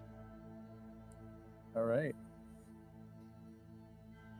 And then we already kind of, I think we already know that you picked up a scroll that was magical as well. Yep. And then was there anything else? Do I know what the scroll was? Do you have read magic? I do. Yeah. If you used read magic, you would be able to see that this is a scroll of deep pockets. Oh, nice. Okay. All right. There was the masterwork staff, which I think that didn't detect as magical. It's non-magical, but it is a +1 staff. It is finely crafted, and if you remember, it is relatively plain in appearance, but it has 6 circular markings around the circumference of the staff at equal lengths, so as to separate the staff almost into 7 parts. Yep. Which is why I found it interesting, because it was, according to our bard, the rod of 7 parts. Or a approximation of it, yes. Yeah. The goggles were not magical, but they magnify things. Yes. The potion was healing. I think that's it. Other than the egg replica, that wasn't magical, was it? That is non-magical, but is an exact replica, but of a smaller size to the we'll call it an earth elemental that you encountered in the cairn. Do I think that would be something that could fetch some coin in town, or something that would be better shown to Kellic? Well, recall that it does have a glyph on it. Okay. It is something that perhaps you could, Yersinia doesn't know what the glyph is. I believe it is an equilateral triangle with hash marks on each of the arms or each of the sides of the triangle. You do know other people that may be able to tell you more about it, perhaps. And so that's something that you could certainly sell it should you want to, but it does seem rather significant. What about the torch? The torch is magical. Yeah, it is magical. Fully magical and still burning. And hot. And it gives off heat. Yes, it does. Then shoot. Well, there's not much I could sell other than the egg. There's not really much I can sell. Bamber took the chainmail and yeah. So yeah, all the more reason to go back to the cairn. I guess so. And I think with that, unless there's anything else, Osric, that you would want to do in this time. There were some magnifying goggles. Yeah, we already we were able to determine that they are non-magical, but they are magnifiers. Okay. Yep. Those could be sold. They could be sold. I'll try to get an estimate on things like that thing in particular. Okay. Yeah. You could And there was for that those fine chisel set. if you were Fine chisel that's set, right. You have the fine chisel set. Good call on that. That could probably fetch you up to, depending on who you take it to, somewhere between 10 and 12 gold pieces. There is you could try Tagan's General Store. This is like the classic dry goods store where they sell mining equipment and expedition gear and things of that nature. So there's potential. It's a tool. They're tools and they're stone tools. So potentially you could sell them there. If you want to, you could get 12 gold for them there. If you'd like to do that. Yeah. Okay. He's broke right now, and he's not getting a per diem from his sponsors. The goggles. He looks at the goggles. This is Tagan, of course, and he's an older human fellow. He has been in Diamond Lake for a long time, and he looks at them and says, "These are of interesting make, Osric. I know. I am interested in studying them for a bit, possibly purchasing them, but I feel like perhaps I know someone who might be interested. Would you mind if I inquire and see if I could broker them for you? I would take a cut, of course, but modest." If you think that would do it, do I know Tagan is fairly upfront, honest? Yes, he's a very straight shooter. Okay. Yep, he's well respected in the community. Sure. Absolutely. Yes, let's do that. I will. If you leave them with me, I will make inquiries. And he says, and we'll just say for now, as a trade, I'll advance you 2 gold pieces, but there's likely more to come. I believe these are valuable. Sounds good to me. I'll be back tomorrow. Give me 3 days. 3 days. Okay. Very good. All right. So with that said, was there anything else? Andy, do you remember if there's anything else in the stash? Nope, just the potions is the only other thing I have. Okay. All right. Well, you have already dealt with those. Yeah. Okay. Awesome. Well, let's do this. This would be, I think, a good time for a break. It's already kind of late in the session, but we'll do a quick break. We'll do a quick 5-minute break. We'll come back. We'll close out the session and we'll get ourselves set up for next week. Sound good? You guys, thank you very, very much for hanging out in the chat. And we really appreciate you guys being here and being along for the ride as we get to know a couple of new characters. You guys, that was some fantastic RP. And I think everybody did a really nice job of showcasing sort of the vibe and sort of the essence of who their character is. So thank you for that. That's exactly what I was hoping to do today. We will be back in just a couple minutes. Stay here. We'll be back. Thank you so much. See you shortly.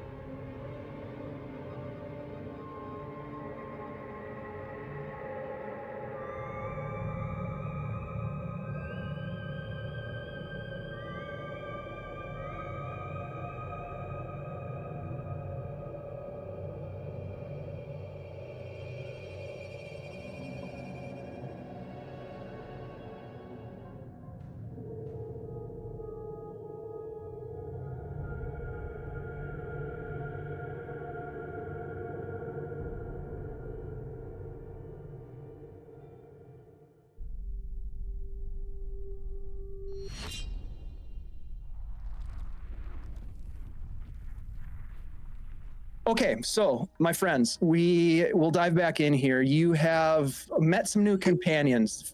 Finch, Ryder, and Calum have been recruited by Osric, Vamrid, and Torbin to help them investigate the cairn further, to hopefully find more proof of valuable relics and lore that could be exchanged to their quote-unquote patron Kellic for much needed funds to do what they will, whether that's to get the hell out of Diamond Lake and away from this squalor, or if it's for some other reason. We don't know necessarily what that reason is yet, because they don't have any of that sweet coin yet. But we do know that Osric has sold a couple of items to Tagan, and one of those that is settled up shortly before departure from Diamond Lake are these goggles that happen to have a magnification element to them, allowing for very detailed work on a very small scale. And Tagan, as you return to Tagan's store 3 days later, he looks at you and he says that he can sell these for 22 gold pieces, not including what he's already given you. If you would like to part with them, he can fetch that much. Sure. That sounds, I mean, it's a small town and he's probably our best bet for selling them, so sure. And for full transparency, the buyer is going to pay me 20 gold. I'm keeping the 2 as a pass-through. My cut, we'll call it. I mean, I'd be getting 0 if it weren't for you, so that seems fair enough. Very well. And I would like to also say thank you for the raid, Phoenixy, Wacky, and friends. We appreciate you very, very much. Also a member of the Summer of Siege crew. So Osric, with a hefty pile of coin in your pocket, almost giving you a sense of vulnerability.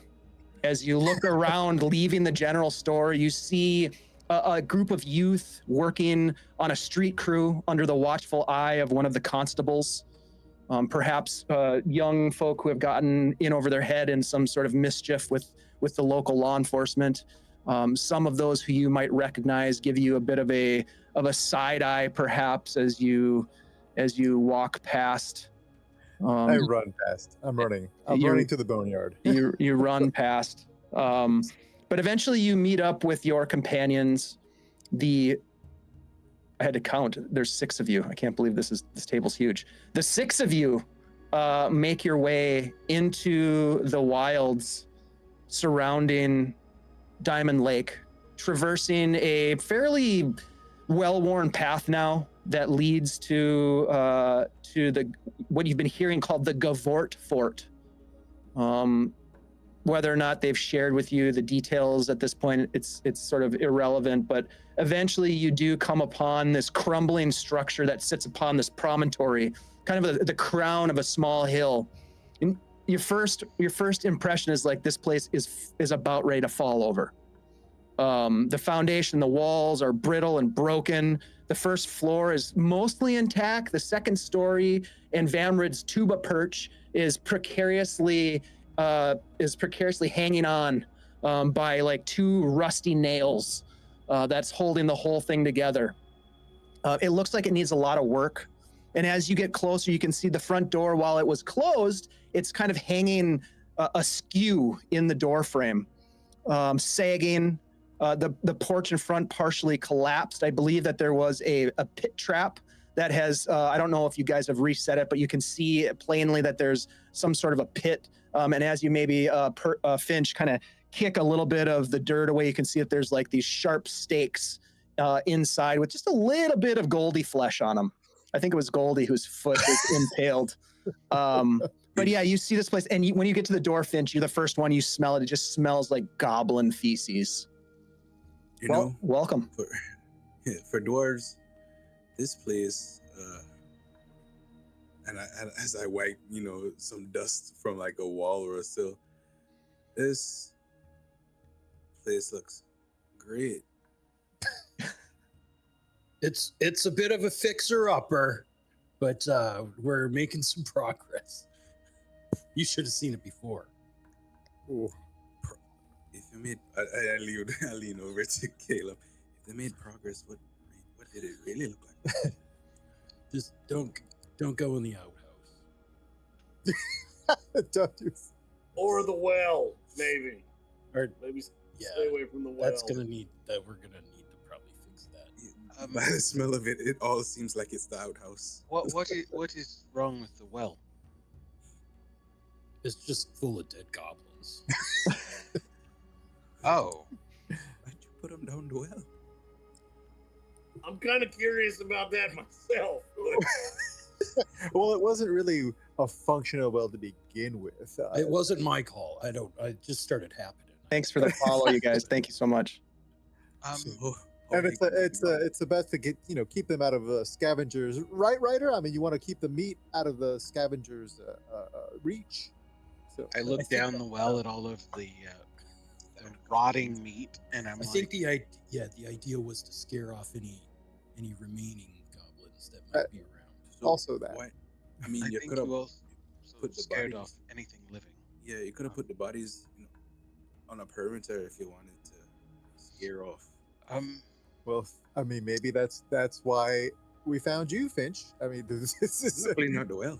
That's unfortunate, but I'm not cleaning out the well. no. I mean, an idea like you just had. We didn't have that idea until you arrived, so now we have that idea. We'll do that next time if we get attacked by goblins. That is. We should fire the well. Fine. I leave that up to you, Cal. Yeah. All right. He'll go around and start picking up sticks. Yeah. I go look at the pitfall. So we got traps. Yeah. We should probably board that up. Why are you boarding it up? This could be of use. Or yeah, I guess we could reset it. Yeah, so all you have to just put just mask it. That's really all. Sorry, sit up there. Seems like it works pretty well. Doesn't look like goblin flesh. That is something. It works. Just have to cover it back up. You're good to go. Osric is looking over in the direction of Ryder and seeing if he's making anything of what happened here and what might have passed through this area. Since we're in the natural surroundings. Bob, you're muted. Still muted. Can't hear you. Oh, we can't hear you. Uh-oh. It's broken. Oh no. Mm-mm. Well, all right. Well, while Bob's fixing that, Maybe Osric accidentally cast silence on him. And whoops. oops, daisy. Sorry about He drank some of that tea. I knew it. So as we kind of close in on the end of the session, I'm curious what you guys would like to do here with the Gavort Fort. It sounds like Callum was going to fire the well. So tell us. Let's start there, and we can kind of bounce around. Whoever's got some things they want to do here. There is a sort of a record keeping that we can do in terms of working on renovations to the Gavort Fort. So there's a number of hours, for example, of cleaning that has been started but has not been completed. There's some monetary. You could hire people to help with reconstructing the second floor, rebuilding parts of the foundation. You guys could do it yourself. There's a lot of different ways to do it, and we actually have a tracker in our spreadsheet database. But let's talk with Callum first. Callum, tell me a little bit about what you're getting at with firing the well. I'm curious to hear more about this. Yeah, so it looks like there's a lot of spare wood over here. Yes, right? There's absolutely a lot of spare wood. That's the old outhouse over here. Oh, that's Torbin's working on the outhouse. okay. Well, I'm going to take some of the wood. Yeah, I think we'll just make it like a stall. It won't be like fully enclosed, so it'll just be like from here down. Yeah, that's fine. So you can sit on it and look out and see. Dude, that's beautiful. This way you can see if somebody's using it. Yeah. Dude, it's a Or poo, someone's it's a coming. poo with a Yes. view. It's a poo with a view. It's a poo with a view. So I'm going to. Got some nice mountains back there. What I'm going to do is I'm going to take some of this wood and basically fill the well with it. I'm then going to take the cross piece that the bucket goes down in. I'm gonna take that off and put it to the side. And then I'm going to use my flint and steel and set the wood on fire. Can I ask a question in the front row here? You in the Yes. front. Thank you. Thank you. Pick me. Did you remove the goblin bodies, or are you leaving Oh, those? I'm burning. the Okay, goblin gotcha. bodies. Okay. Yeah. Yep. I'm going to turn them into so much bottom of the well dust. Mhm. Interesting. Okay. All right. Yeah, you're able to do this. You stuff it with some of this dried wood and other flammable things that you might have, or find brush, etc. And stuff it in there, and you're able to light it, and just there's just this And then tower I of black I get back. smoke. The flame shoots out like a cannon, and there's black smoke that goes up into the air. And you can only imagine that every goblin lord within 30 miles sees this signal beacon of black smoke being released into the air, probably accompanied by a tuba dirge. I was gonna say I'm playing, so they're gonna see it and hear it. Mm-hmm. Exactly. Gondor's under attack. Yeah, I'm playing on the tuba. We didn't start the fire. Yeah. Oh yes. Very good. All right. So yeah, this is working. It's just burning and burning and burning and burning. Black smoke going up into the air, and it burns for quite a while. You probably are putting more wood in from the outhouse to keep it going, to really cleanse it. Yeah. I love it. And when it's out, I just start creating water down the well. Okay. 2 gallons at a time. It's a long process.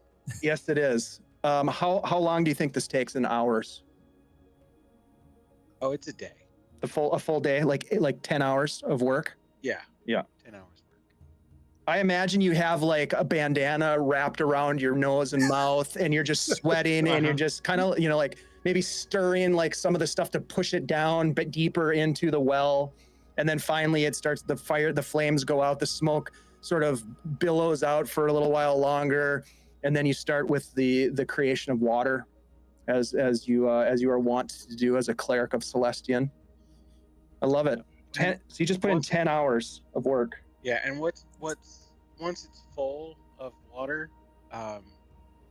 because that water's probably really gross, I'm going to burn less water and turn it holy, and that'll purify it. Nice. Alleged fire. Yes. Yeah, we have Holy a water. working well for now. Yes. I would say, yeah, that takes at least 10 hours, we'll say, to get that going and to get a functional well. Okay, so during that 10-hour period, are there other things that you'd want to do around this area, the Gavort Fort itself, or anything else to kind of close out tonight's session? Anyone? I'd like to fix the pitfall and set more traps. Okay, yeah, you could totally do that. Give me a let's do a wisdom check for Finch. I've been rolling so great tonight. Yes, you have. Your dice have been little bastards tonight. Let's see what we got here. Yeah, that's a 13. Okay, so it's not a full success in terms of the mechanics of the siege engine. However, you are able to set up a total of 6 traps, including the pitfall. And actually, there's a pitfall here in the back door, and there's a pitfall at the front door. So if you want to, you could reset those 2 traps, and then 4 additional traps that you can set. I would like you to take the little marker-looking icon on the right-hand side of the Owlbear Rodeo and just put a little X on the locations where you want those 4 other traps to be. All right. Is that tree like dead, or is it? Yes, the one in the corner, in the upper, the northwest corner, is a dead tree. Yes. Same with the one on the other side. Oh, I suppose I can bring up the map for folks to see where we're at here.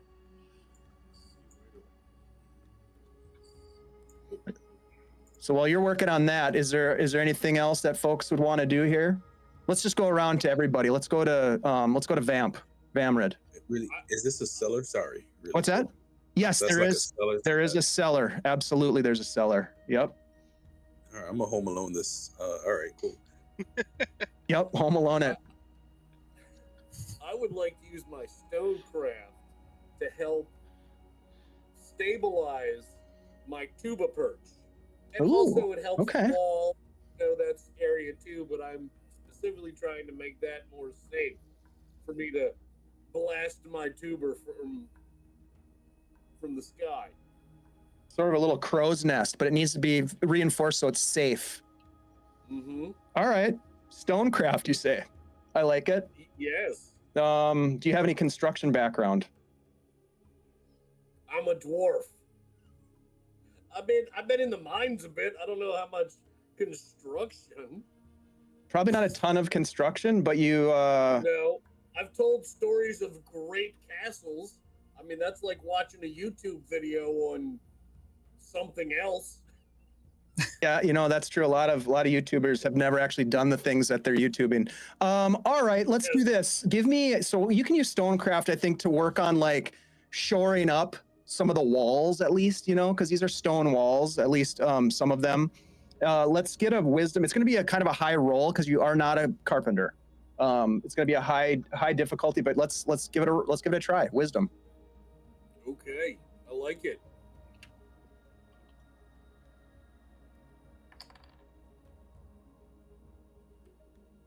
Well, I rolled a natural 20.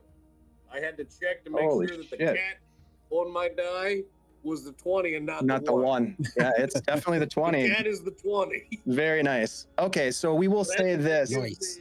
That gives me a 22. Yeah, 20. A nat 20 is always a success. So I would say this: you are able to secure your perch, and you have put in. Give me another D20 roll. That's a 5. Okay, so you've put in the equivalent over a 10-hour period. We'll say you've put in the equivalent of 5 hours of work on the second story. So I'm kind of. Because I kept stopping to play the tuba a little bit. I didn't say I was efficient. Right. That's right. Exactly. Awesome.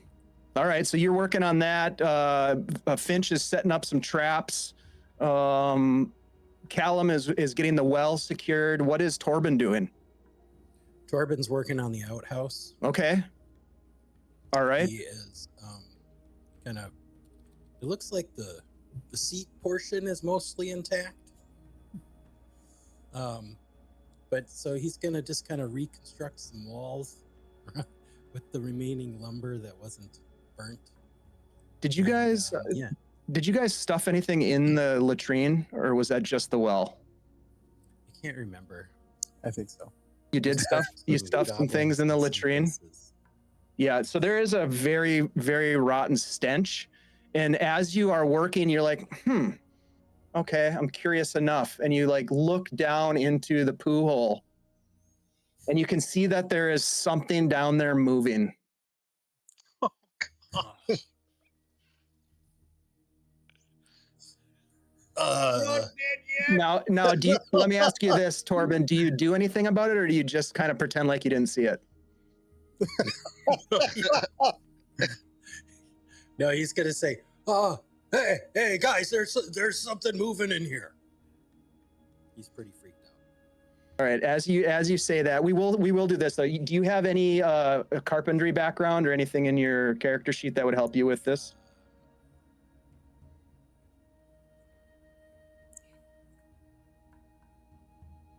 It doesn't look like No, it directly. I mean, just like stonecraft. Yeah, that's not going to apply here because this is not a stonecraft situation. Other than maybe just experience working around his home. Sure. Yeah, I think that's good. Give me a let's do a wisdom check. It's going to be a low challenge level here.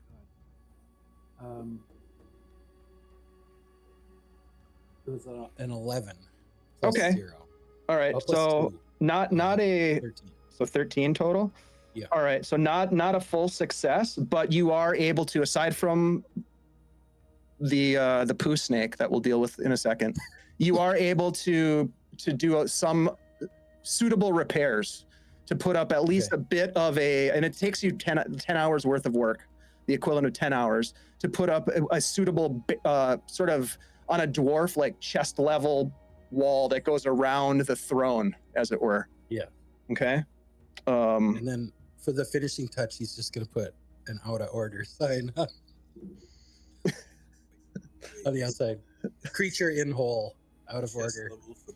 Chest level for dwarf. That's correct. That is correct. About belly high. Belly button. Yeah, belly button level. Just It's a half wall. It's a half wall. Basic coverage Yeah. All right. from a distance. Just to keep us from getting a terms of service infraction. Cool. You know, I won't need anything. I'm tall, but I'm not that tall, so you don't need to, you know, blur anything. Good to know. Thank you for that. Yeah. Yeah. All right, so that's happening. We're going to come back to the movement in the latrine in a second. Ryder, are there things that you would be working on while the others are doing their Can thing? you hear me? Dave, you good with voice? Can you hear me? Yep. Okay. He is Ryder. Sorry, I was out there. Firefox issue. No problem. He would be actually on the outside looking to see. Is there a garden that's been created in this environment or no? No, So it's mostly like scrub. Like taking stock of the land, which you would totally do. Yeah. It is a small hilltop amongst rather large. You could call them mountainous hills that are expansive. You know, like you can see peaks of these hills that go off into the horizon. The ground is cracked and rocky and cobbly. There's a lot of exposed bedrock. There is some grasses, tufts of grasses here and there. You can see that most of the trees are either old and have died, or are sort of like just scraggly trees. There's a copse of trees off to the west side here.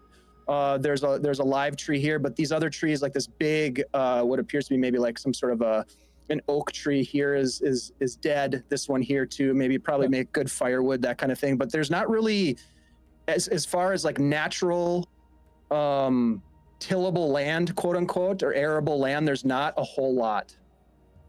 Okay. Is there You're a druid. Is there like exactly. So is there like a tool shed or anything that's part of this? Like there's a cellar. Yeah. Okay. Well, he's gonna actually investigate to see. I mean, he's obviously got seeds in his pouch that he comes with, because he's a man of the land, and he's got things that he can actually plant, and he thinks that there might be some possibility for a little patch of dirt behind the place to be able to start something for later, so that they can have something to eat and Mhm. you know and grow for them to be able to have back at their place. So he'll start to sort out if there's even twigs or sticks that he can use as simple instruments to be able to actually start tilling the land, and then at the same time figure out if there's anything that he can use even in the latrine for fertilizer that could potentially be used to be able to start, create something for the land to be able to get them to grow. It's just like Matt Damon, when he's on Mars. Oh yeah, exactly like Matt. Exactly. Yeah. Yeah. So you like, do why don't you give me a wisdom check? Let's start with a wisdom check. Okay. Yep. Make sure you add your wisdom mod in your level. And for you, this is a Okay. prime. No, Yep, yeah, it is a prime. Yep.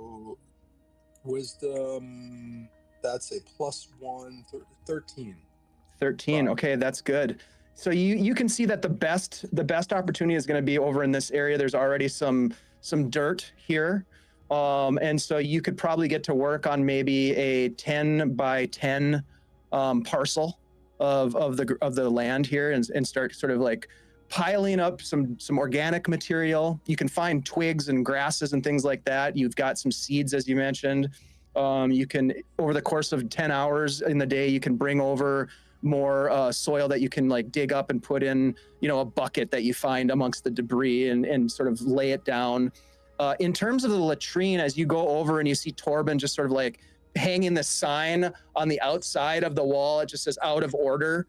You do get the sense that you could probably scoop up some of that rich organic fertilizer from inside the latrine to mix in with sort of the compost that you've started to create over here, if that's something that you'd like to do. So you walk over to Torbin and see him sort of like hanging the sign. There's something moving down there. pretty creepy. I'm not gonna lie. I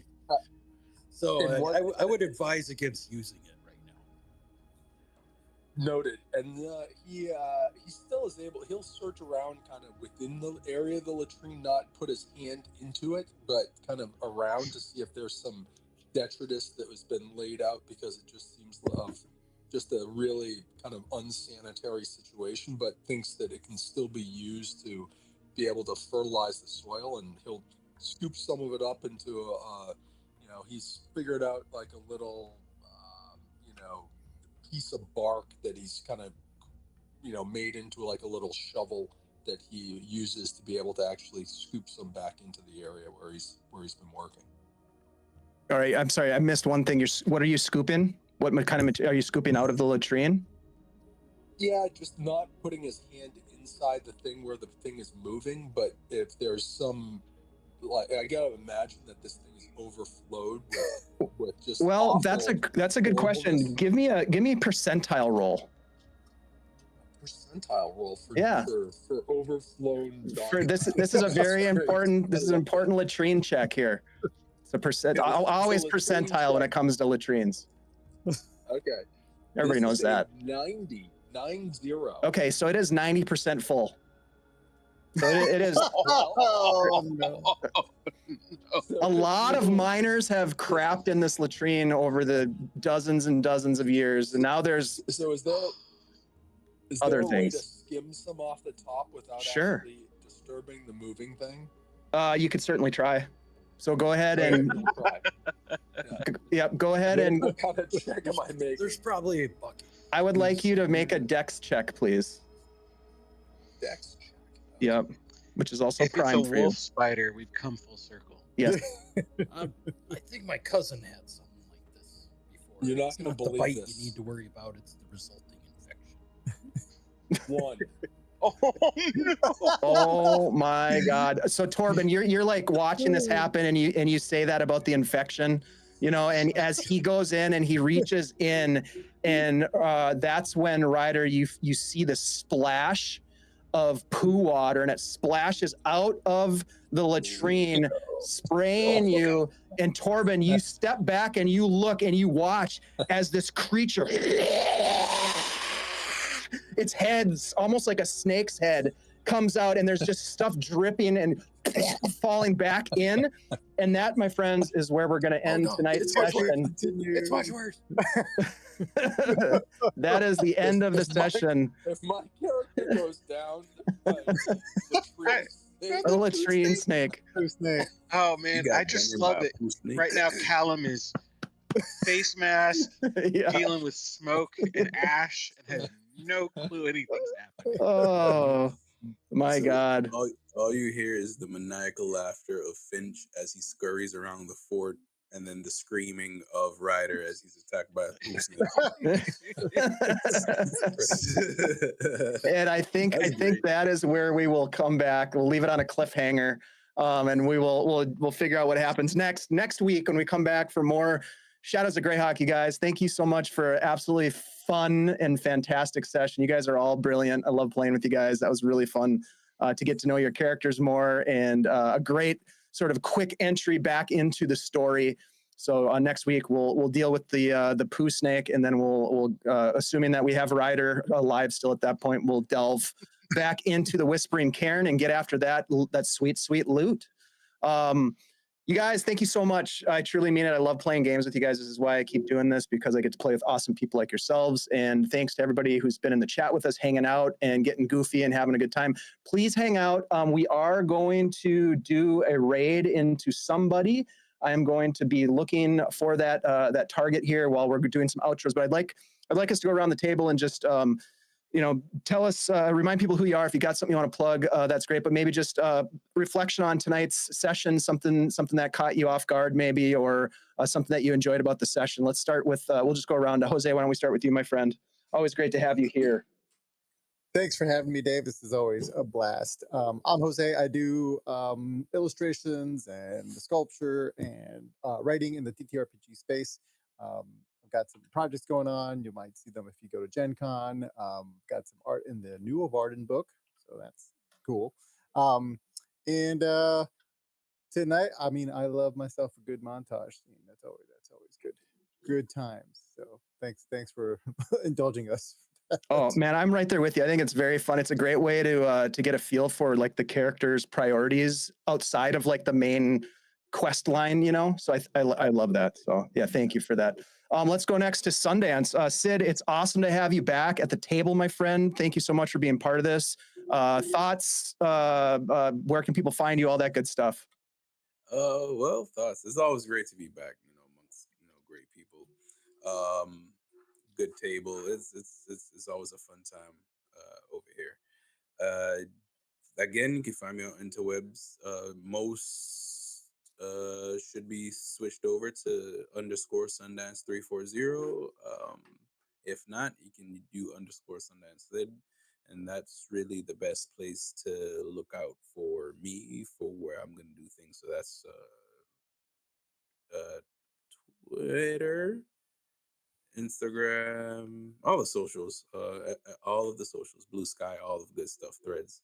And yeah, because I don't know what things I'm in until I'm tagged most of the time. So, because I forget to write things down. Hey, right there with you. But yes, you can find me. Those would be the best places to figure out what I'm doing whenever I'm doing anything. And I set 5 out of the 6 traps. And I just need to figure out if it has a second story, right? The second story is in a state of disrepair, though. Yeah, the second story is sketchy as hell, except for Vamrid's perch, which he's shored up. I might set a trap up there, drop a tuba on somebody. Anyway, TBD. Yeah. Home Alone the stairs. Gonna get some of that mushroom sauce and make a stinger trap inside the doors just in case anybody wants to pick the locks. That would imply that there's a lock to be picked.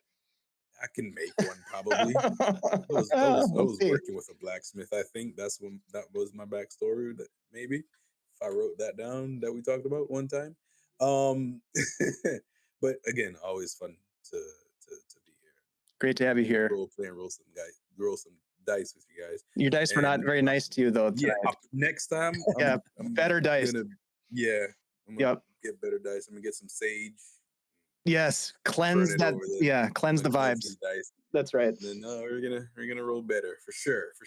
Well, we're looking forward to having you back next week to see what happens next. Thank you for being here. Let's jump to the Chad, Mr. Vamp Wickman. Hey, first I want to thank you, Dave, for running this. This was a lot. My of fun. pleasure. Thanks to the players. This was a blast. I love the role play. I mean, that's just great.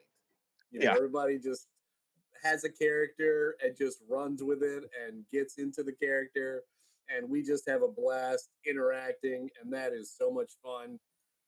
Thanks to the people at Castles and Crusades for doing this Summer of Madness stuff.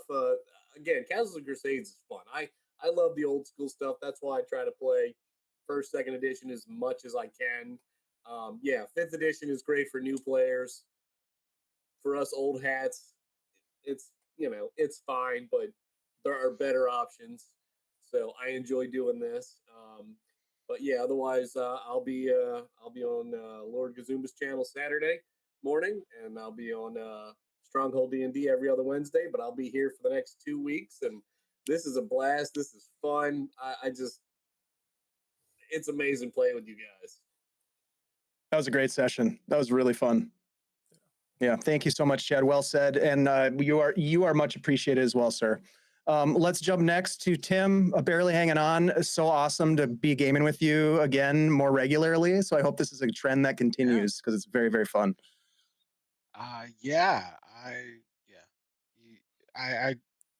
Vamp just said it so perfect. So I don't need to add anything to that. That was everything I was thinking. You can find me here. Hopefully more often. I want to be here more often. I enjoy playing,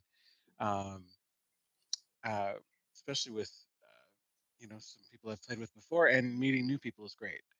You can also find me over on New of Arden, perhaps coming back in the third act. Yes. So you might see Sif return if you're up to date on New of Arden. I am slinging New of Arden because it genuinely is an amazing game, and has I mean this as a compliment to all RPG games. It feels different than anything else I've ever played. So that's just, it's cool. It is. And I wanted to plug Jose because I didn't do it before. Jose did our cover, which is, and other artwork too, but our cover is amazing. It's incredible. Can't believe we got his talent for that. That's just awesome. Tim, you couldn't have said it better yourself, or whatever. You know what I mean? Look at this fucking book. Yeah.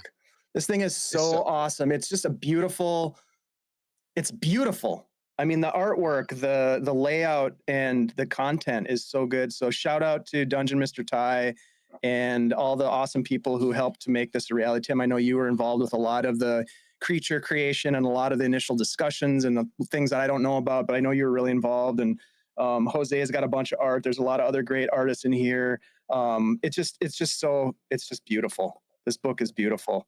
And it really is like very different from any other RPG setting that I've played. So very cool. I highly recommend you grab it. I think I can put a link in the chat here for that in a moment when I can find it. But yeah, really, really good stuff. Congratulations to Dungeon Mist. It's available now on Drive Through RPG. You can get PDFs and both hard copy and soft copy. Soft cover. I recommend getting the hardcover. It's awesome, and it really stands out on the shelf, by the way, too. So really smart art design in terms of just being noticed. I think more than anything, that's really cool. Here's the link in the chat. Go check it out. Tim, thank you so much for being a great ambassador for New of Arden, and I'm excited to play Oops All Lenai when that happens. it's coming. It's coming. I know it is. I'm very, very excited. Awesome. Well, let's bump it over to Mr. Docshoulder. Doc, thank you so much for being part of this game, man. I love playing with you. Thanks, Dave. It was great, and it was fun to play a new character, which I've never played a druid before, so this is all new space for me. So I'm just making it up, and it was fun, and it was great to play with new people. It's always good to kind of riff off of other people's kind of thoughts, and so I think this will be fun for the next couple of weeks. So I appreciate it and being here, and then look forward to this weekend with Shadowdark on Saturday, which will be again fun with the same crew from before. And then I just do this for fun. So me being able to join in and hang out with games, it's a separation from my normal reality, which is unfortunately too real sometimes. So this is a good place for me to be less real. So I think that's I just appreciate it. Well, you're very real in your less real approach, because you always bring a lot of great flavor to your characters. And this game could easily become a base building simulator, because there's a lot of cool stuff you could do with the Gavort Fort. And I loved Ryder's focus on the gardening and sort of like getting some of that going. I think that's a beautiful thing. I'm super into it, so we can explore more of that for sure. I think that's awesome. And I appreciate you doing that. Thanks for being here, Doc, as always. And I look forward to going back into the Shadowdark with you on Saturday. It's going to be ridiculous. Last but not least, let's kick it over to AndyG 3D. Andy, I say this all the time, but just I love playing the games with you. You've been part of this Greyhawk campaign since it started in 2020, or maybe even before that. I don't remember exactly when it started, but long time. It's a long time ago back in the day. But thanks for being here. Any thoughts on the session or closing remarks? No, I just had a blast on unveiling that poo snake that's been hiding at the bottom of our latrine, or whatever it is. I'm scared to find out what it is, but me too. I had no idea when I volunteered to renovate the latrine that would happen. But it was I don't think any of us did. Yeah, my name is Andy, also known as AndyG 3D here on Twitch and other places around the internet. You can find me here Tuesdays playing Torbin, trying not to die, dodging latrine snakes.